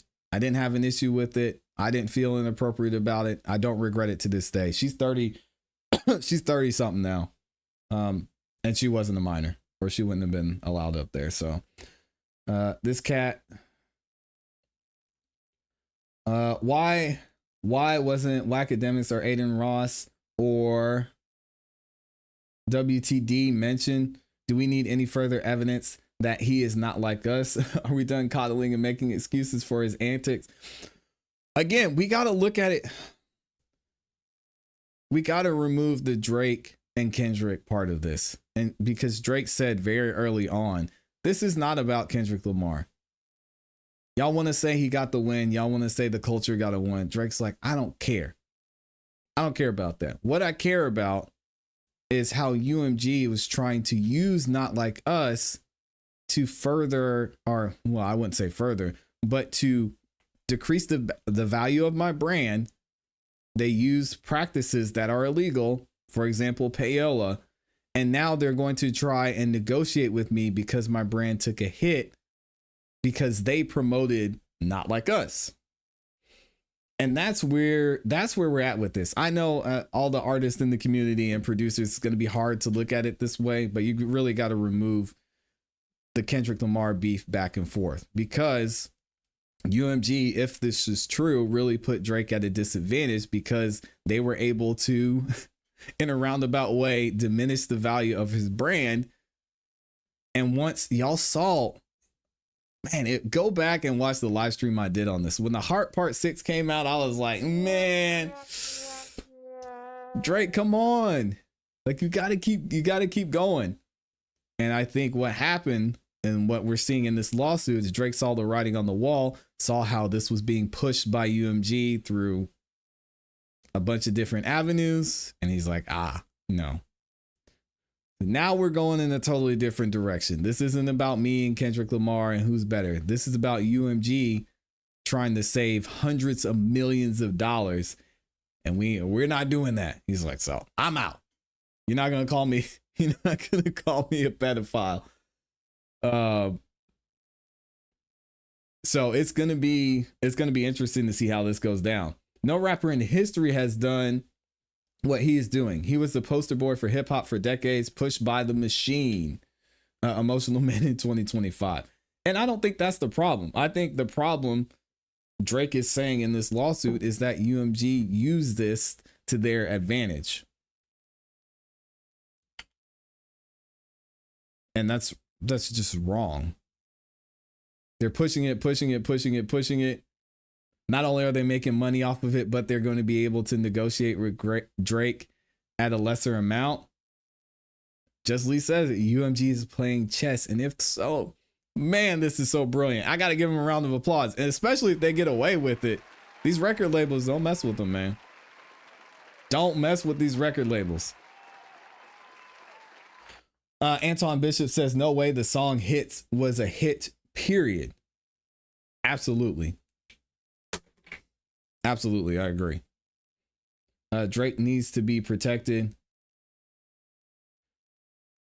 Cap, Jay-Z sues people all the time for defamation and other things. Yeah, I just hate.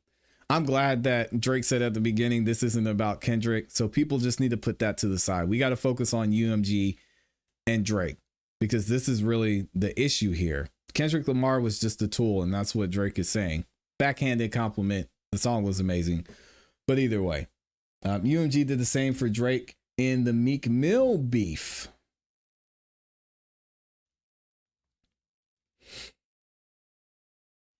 Well, if that's the case, one, Meek Mill needs to sign a lawsuit. Two, was Meek Mill in negotiations with UMG for $500 million?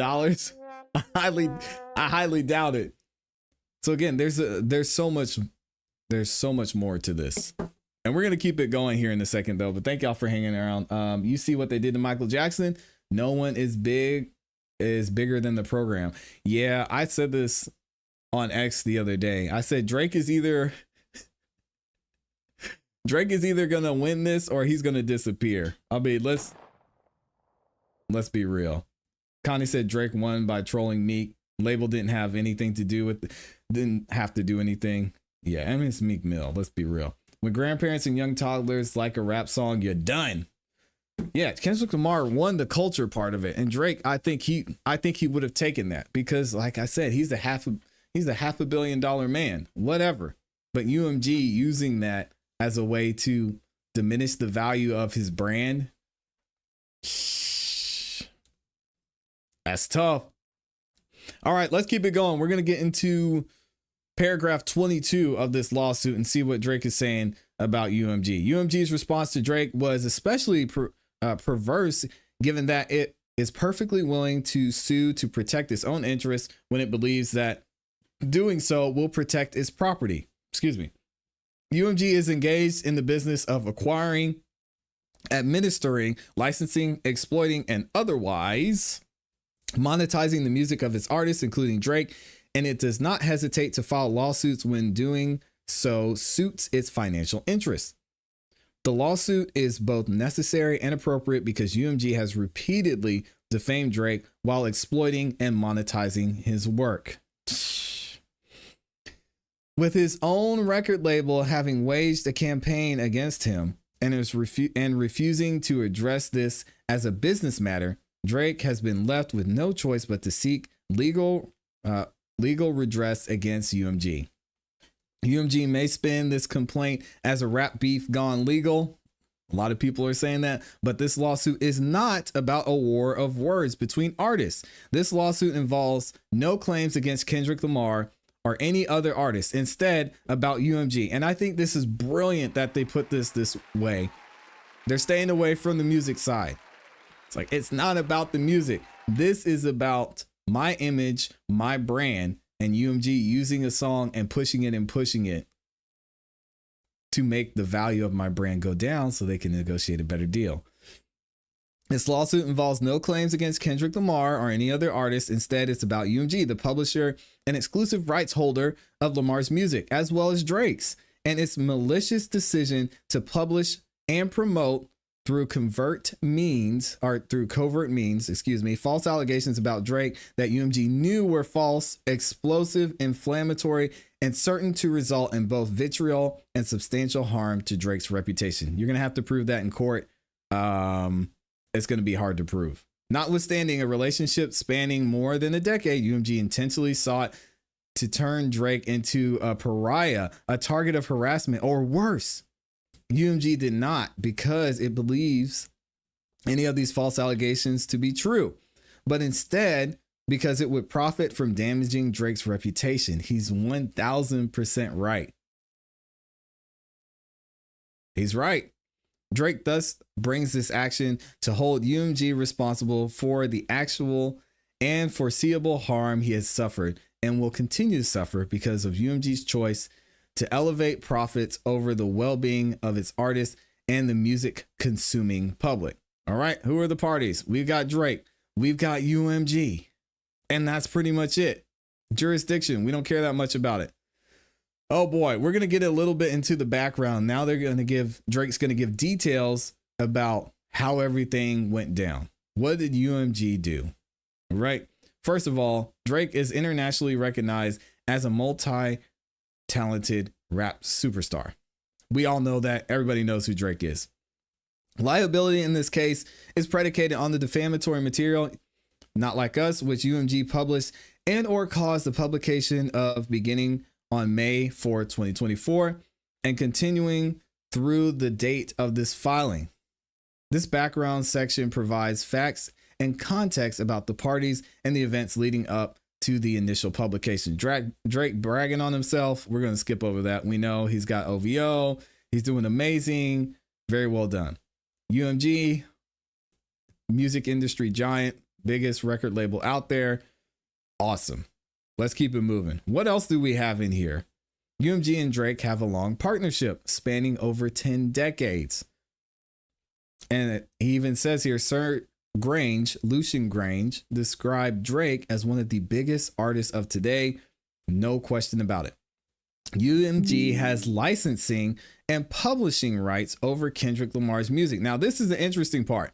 On Information and Belief, from 2012 to 2023, Kendrick Lamar was signed to an exclusive production company agreement with Top Dog Entertainment, also known as TDE, which in turn furnished his exclusive recording services to the Aftermath Entertainment record imprint, a joint venture of Interscope. Right, the sound recording copyrights to Kendrick Lamar's first 5 studio albums are owned and controlled by Interscope. In 2023, having fulfilled his recording obligations to TDE and Aftermath Records, Kendrick Lamar signed a new short-term exclusive recording and licensing deal with UMG through Interscope and an exclusive publishing administration agreement with UMG through UMG Publishing. All right, so this is where everything starts to get weird, and how you can see how UMG, I mean, they're just bringing in the money throughout this entire thing. But can they do that and still benefit by having the biggest, one of the biggest artists in the game sign with them at a negotiated or lesser rate? Yes. And they say, through these contracts, UMG exclusively controls the release, publication, and licensing of all the music products created by Kendrick Lamar during the term of the contract, including Not Like Us. So UMG say, yeah, let's put this out there. Say Drake's a PDF. On Information and Belief, Lamar signed a short-time deal with UMG to see if UMG could prove its value to him, to promote him more effectively than any other music company could in a compressed time frame. If successful, Lamar would then continue his relationship with UMG through a new, longer-term contract. On Information and Belief, that long-term deal was consummated in December of 2024. Interesting. On Information and Belief, UMG's contract with Kendrick Lamar provide UMG the right to prevent the publication of and or insist on modifications to any material created by Kendrick Lamar, including but not limited to any content which UMG believes to be defamatory. All right, let's keep it going. UMG publishes Not Like Us. UMG publishes the recording and begins to defame Drake. On May 4th, 2024, we know, pursuant to publication and licensing rights, UMG published Not Like Us for streaming on YouTube, YouTube Music, Spotify, blah, blah, blah. Okay, everywhere. All right. And made the recording Not Like Us available for purchase on Apple Music and Amazon Music. When viewed on Spotify, Apple Music, Amazon Music, iHeartRadio, SoundCloud, and Deezer, Not Like Us includes the following language: exclusive license to Interscope Records, which is a division of UMG. Since defendant's initial publication of the recording Not Like Us has streamed globally more than 990 million times on Spotify alone as of the date of this filing. Wow. Oh my gosh. Kendrick Lamar is killing it. Now, we know from Spotify's history, a lot of those are bots. All right, let's be real. But it's still money at the end of the day. We won't get into it. The recording, Not Like Us, repeatedly accuses Drake of engaging in criminal acts, including PDF, I don't know how you would say it. I'm not going to say the word, and other acts that would require registered offenders, that would require registering as an offender and of being registered as an offender. Okay. Within the first minute, Not Like Us identifies Drake by name and states that Lamar has heard that Drake has a basically he likes underage women, okay, or kids. There would be kids at that time, at that point. Say, Drake, I hear you like I'm not young. I hope you never go to cell block. What? The next line is a thinly veiled threat that Drake should be careful that he never ends up in prison, a place where predators are notoriously targets of violence. You better not ever go to cell block 1. Not Like Us continues to say that any woman who falls in love with Drake should be careful to hide their little sister from him. Next, in a perverse reference to Drake's 2021 album, Certified Lover Boy, Certified PDF. Wow. In a play on the dual meaning of minor, a person under the age of 18, and a musical scale, Not Like Us says Drake is trying to strike a chord and is probably a minor. Later in the recording, Lamar describes Drake as Malibu's most wanted. Not Like Us continues to say that Drake and the people in his circle need to be served with a subpoena because a predator moves in flocks, and asserts that Drake's name is got to be registered and placed on neighborhood watch. Okay, we know how the song goes. If you haven't heard it, go look at the lyrics here. I'm not going to go through the entire breakdown of this. All right, here's the images of Drake's house with the identifiers on there. It's wild. I will never forget when that came out. It was crazy.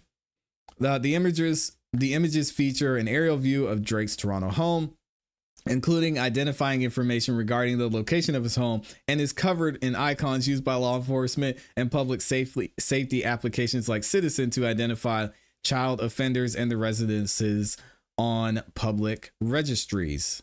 It ain't great.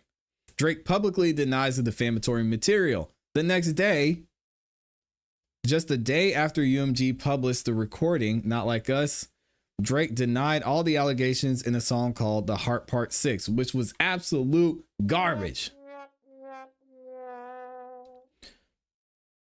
It was terrible. Drake explained that he has never been with no one underage and that his name is not on the offenders list. I hated this song so much. I was so disappointed. I said, Drake, why? Now I see why, because I guess he got wind of what was going on and he just took the L and said, I'm gonna sue. Despite being able to contact Drake, UMG did not ask Drake or his representatives to discuss his denials of the allegations contained in the defamatory material. Drake is the target of violence almost immediately. And we heard about this.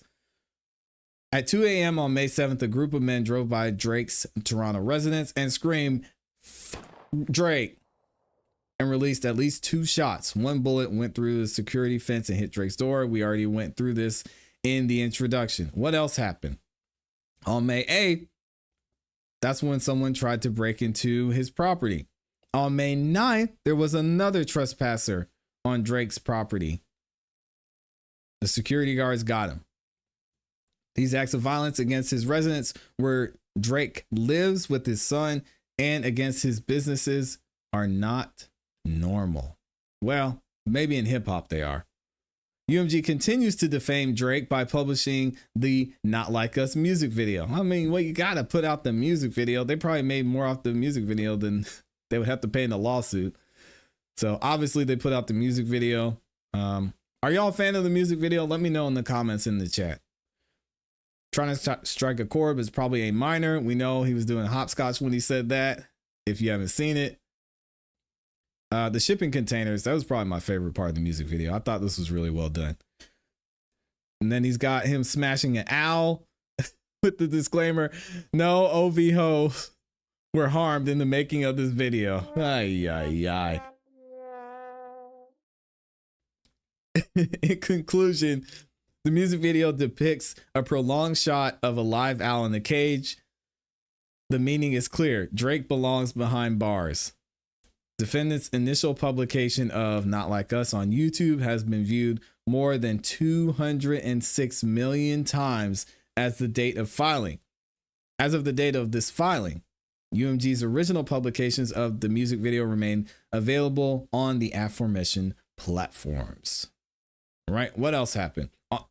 On information and belief, each of Sir Grange, Mr. Janik, Mr. Monte Lipman, and Mr. Avery Lipman played a key role in the initial publication of the video, either in directing or approving the publication and or failing to prevent this publication. That's interesting that Lucian would be involved in this, but I guess with something being so big, this was the thing he would have to keep his eye on. UMG published the defamatory material with knowledge of or reckless disregard for its falsity and knowledge that it was reasonable, foreseeable to cause Drake harm. UMG does not believe now, nor has it ever believed, that Drake is a PDF, an offender, or otherwise a criminal. Defendant published, republished, and promoted Not Like Us, knowing the allegations were not true, or at least with reckless regard for its falsity. UMG also published and promoted the false allegations against Drake, despite the inherent improbability of the allegations, reliable contrary information, and awareness that they were unsupported by any evidence, let alone reliable evidence. Okay, and he talks about the code of conduct. He goes through here and say, hey, Lucian, you were mentioned in one of Diddy's lawsuits. You didn't like that, and you said you were going to sue. So guess what I'm doing? Suing. UMG engages in publicity campaign to ensure the maximum spread of the defamatory material and deceive consumers. How did they do that? Since the initial publication on May 4th and July 4th, UMG has utilized every weapon in its arsenal to ensure that Not Like Us spread to the maximum extent possible around the world. Can Taylor Swift's exes sue her for those songs that were popular about them? I just thought about that. Maybe they should sue for defamation. They might get a little money. Hey, if y'all end up doing that, I just want 5%. I just want 5% of whatever you get. All right. UMG used social media to promote the Not Like Us and market the recording's popularity to consumers. We know how these things work. They've got the NFR podcast in here. UMG's promoting the performance, as this performance was crazy. What else do they have? On July 5th, Interscope promoted the music video on its Instagram account. The carousel includes images and a short clip of the video with the caption, Not Like Us, out now. They're just doing their job. I mean, he's got so many dates in here. On his YouTube channel, Interscope curates playlists of recommended music videos for fans. As of the date of this filing, the video is featured on the label's music video playlist. How dare they promote one of the most popular songs they've had in recent history? UMG used its ownership interest to promote the defamatory material. We know how that goes. On information and belief, UMG used its stake in Complex, a global youth entertainment network. Bet y'all didn't know that Complex was partially owned, or that UMG had a stake in Complex, to further promote Not Like Us. Between May 5th and the date of this filing, Complex has published at least 50 articles about Not Like Us. Oh my God, that seems excessive. And posted about Not Like Us hundreds of times across its website and social media accounts. That seems a little excessive. I know I made a good bit of videos during that time, but come on, Complex. Yeah, Kendrick Lamar was milking the heck out of this thing. All right, UMG granted licenses to promote defamatory material. Now, this is the interesting part. UMG also uses Global Publishing Division, UMPG, to license defamatory material for broader use and consumption. Since the recording's release, UMPG has listed the recording on its website for licensing on television and film. They said, yeah, play this thing everywhere. On their website, third parties seeking to license songs for audiovisual publications can filter by genre, chart-topping songs, and theme playlists. UMPG markets Not Like Us as having winning/achievement and a lyrical theme. Oh, Drake didn't like that. UMG further promotes Not Like Us for licensing by listing its success on the music charts. For example, UMG's website, a third party could search for songs in the Hot 100 singles. Okay, didn't like that. And then we have UMG made covert payments to third parties to deceive consumers. I want to see the evidence on this part. In addition to publishing, marketing, and licensing the defamatory material on information and belief, UMG also put a thumb on the scale by providing covert financial incentives to third parties to further spread the lies against Drake. I wonder if Spotify is one of those third parties, because Spotify and UMG have a pretty close connection there.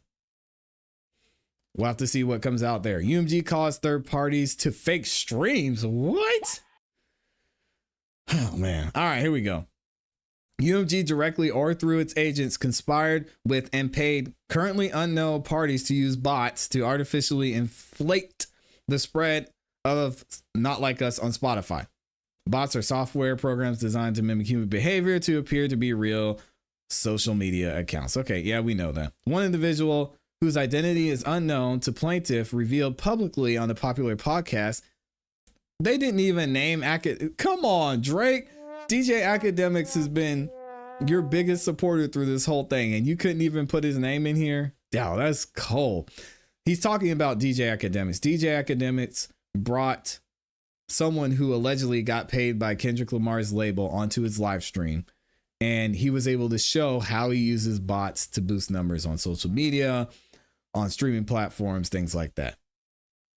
The plaintiff revealed publicly on the popular podcast that Kendrick Lamar's label paid him via third parties to use bots to achieve 30 million streams on Spotify in the initial days following the Not Like Us release, with the goal of jumpstarting its spread and turning it into a crazy hit on the platform. Okay.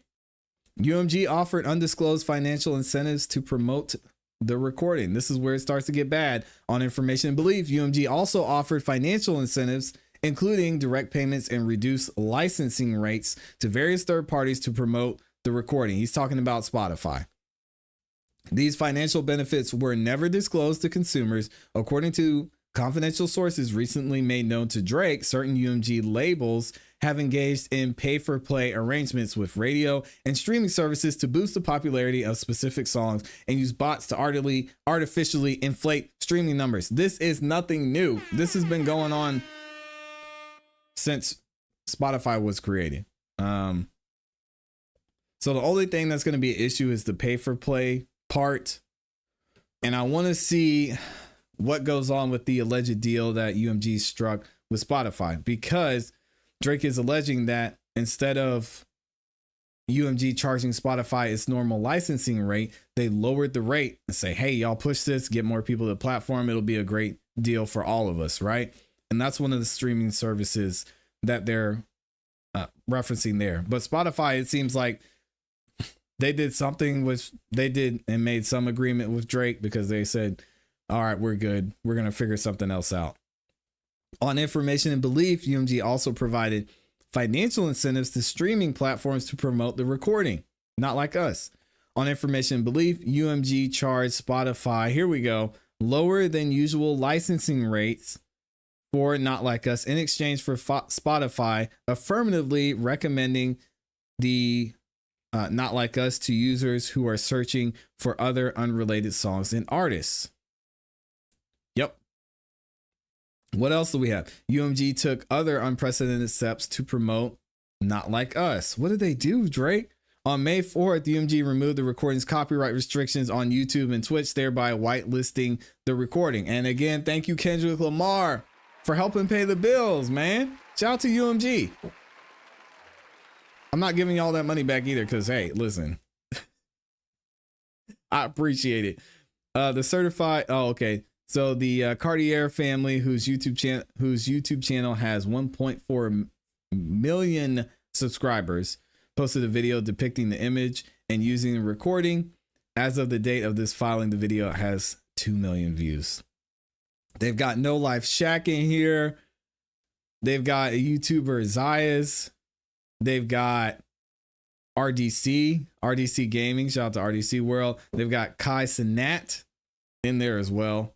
His has 9 million views. Sheesh. The content creators could not have legally republished Not Like Us in full or profited from their reaction videos without UMG first whitelisting the recording. This is very true. UMG's media campaign successfully spreads the defamatory material to billions. UMG's campaign to spread Not Like Us was successful. On May 4, 2024, the recording Not Like Us set a new record for the most single day streams for a rap song in the US, 13 million in 24 hours.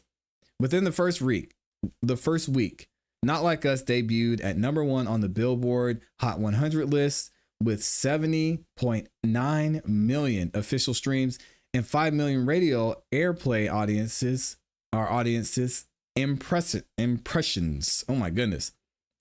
Just 1 week later, Not Like Us broke the record for the most streamed song in a 7-day period with 96 million streams.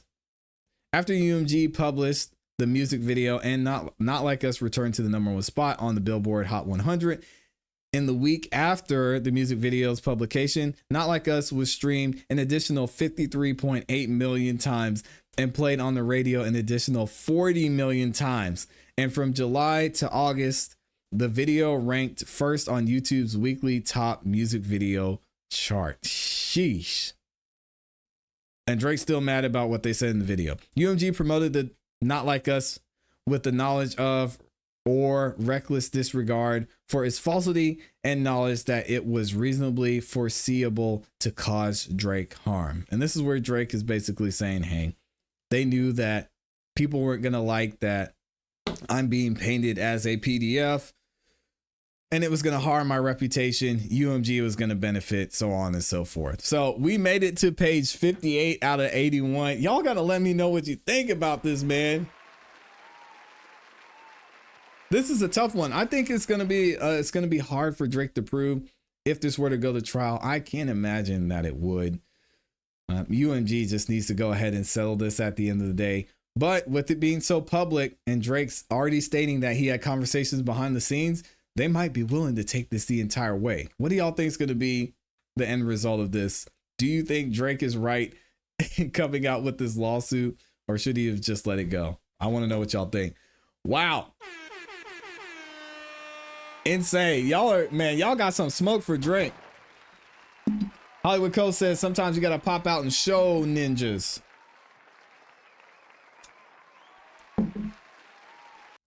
Snokey Stokes says, Drake, you going in on your bosses? Okay, Kanye. Talk to me, I talk back. Says, see, this entire lawsuit is about Not Like Us. Not Like Us is the murder weapon. All right. So this is not about Not Like Us. And it's been stated multiple 50-11 times throughout this. Not Like Us is the murder weapon. UMG is the murderer. So it's not about take Kendrick out of it. Kendrick won. He's the winner. Clearly, Drake's is stating that and giving him all his accolades. But what he is saying is that UMG pushed it way too far. And they shouldn't have. And I want to say I kind of agree. But at the end of the day, if you decide you want to play this game, you want to get in the music industry, I think you should just wash your hands and chalk it up to the game and let it go. But if Drake wants to fight this at the risk of his career being affected even more, that's up to him. I don't have a problem with it. If from a legal standpoint, UMG did something and was playing dirty and they should have just let Drake and Kendrick have it out, I could see that too. So I'm not mad at it. They'll settle.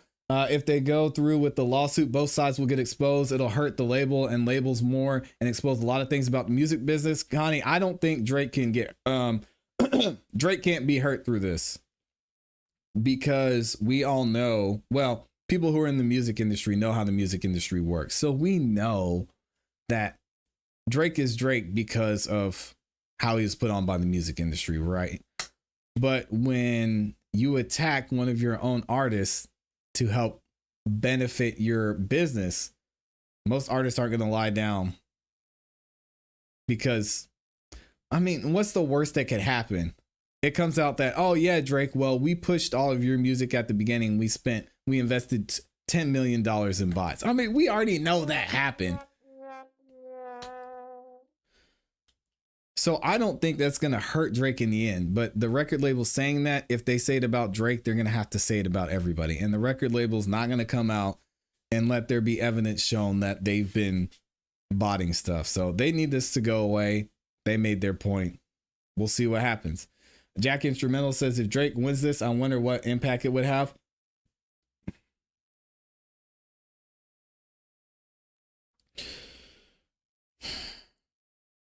It wouldn't have an impact at all, because even when we were going through this entire back and forth with Drake and Kendrick, I said, even if Drake drops the hottest song of the last 10 years, Drake is never going to be the culture guy. The culture, as they put it, the music culture, the hip hop culture, they weren't going to accept Drake as that guy. So he was never going to win that battle. He was always going to be the industry businessy, like he's the record label guy. So the only impact I could see this having if Drake wins is that UMG would just be more careful about how they handle situations with artists that they're making negotiations with. But even then, I mean, at the end of the day, the record label's not going anywhere. Drake's not going anywhere unless he just, disappears somehow. So I think the impact would just be, we all get to see everything that we knew was happening. And Drake gets to say, hey, I told y'all the record labels were against me and trying to get my services at a lesser rate. That's all. He owes another album before he can renegotiate or leave. Yeah, but they control when he drops. Yep. So Drake's not dropping any music for a while. UMG took this angle for leverage in contract negotiations. Absolutely unapologetically rode the diva. I believe that wholeheartedly. And if so, man, these record labels are so smart. It's fun to watch. I'm not going to lie. Funny, he mentioned being called a colonizer and anti-Semitic, but runs around saying ninja all day. I mean, it's Drake. Y'all gonna question Drake's blackness? I'm not getting involved in that. Y'all can do that. Yeah, Jack says he agrees. Yeah, it's just, we're all gonna be like, yeah, I mean, We knew the record labels were doing stuff, and guess what? Nothing's gonna happen at all. All right, y'all, we're gonna get up out of here. Thank you to everybody who watched and liked the video. Hopefully I'll have some more updates on what's going on with the Neziah trial, and we can maybe do the live coverage of that. If not, we're gonna be back here tomorrow morning for another episode of the Music Morning Show. So if y'all could, and if you haven't yet, please make sure you like the video on your way out, subscribe, hit the notification bell so you don't miss any time that we go live or drop a new video. Thank you all for the support you've been showing. I appreciate it, man. Big shout out to Amber Rain making it rain, my awesome, amazing Amy in here always showing support. I hope y'all have a great rest of your afternoon. And as always, you know what to do. Keep growing, keep pushing, keep it classy. We gone. Peace.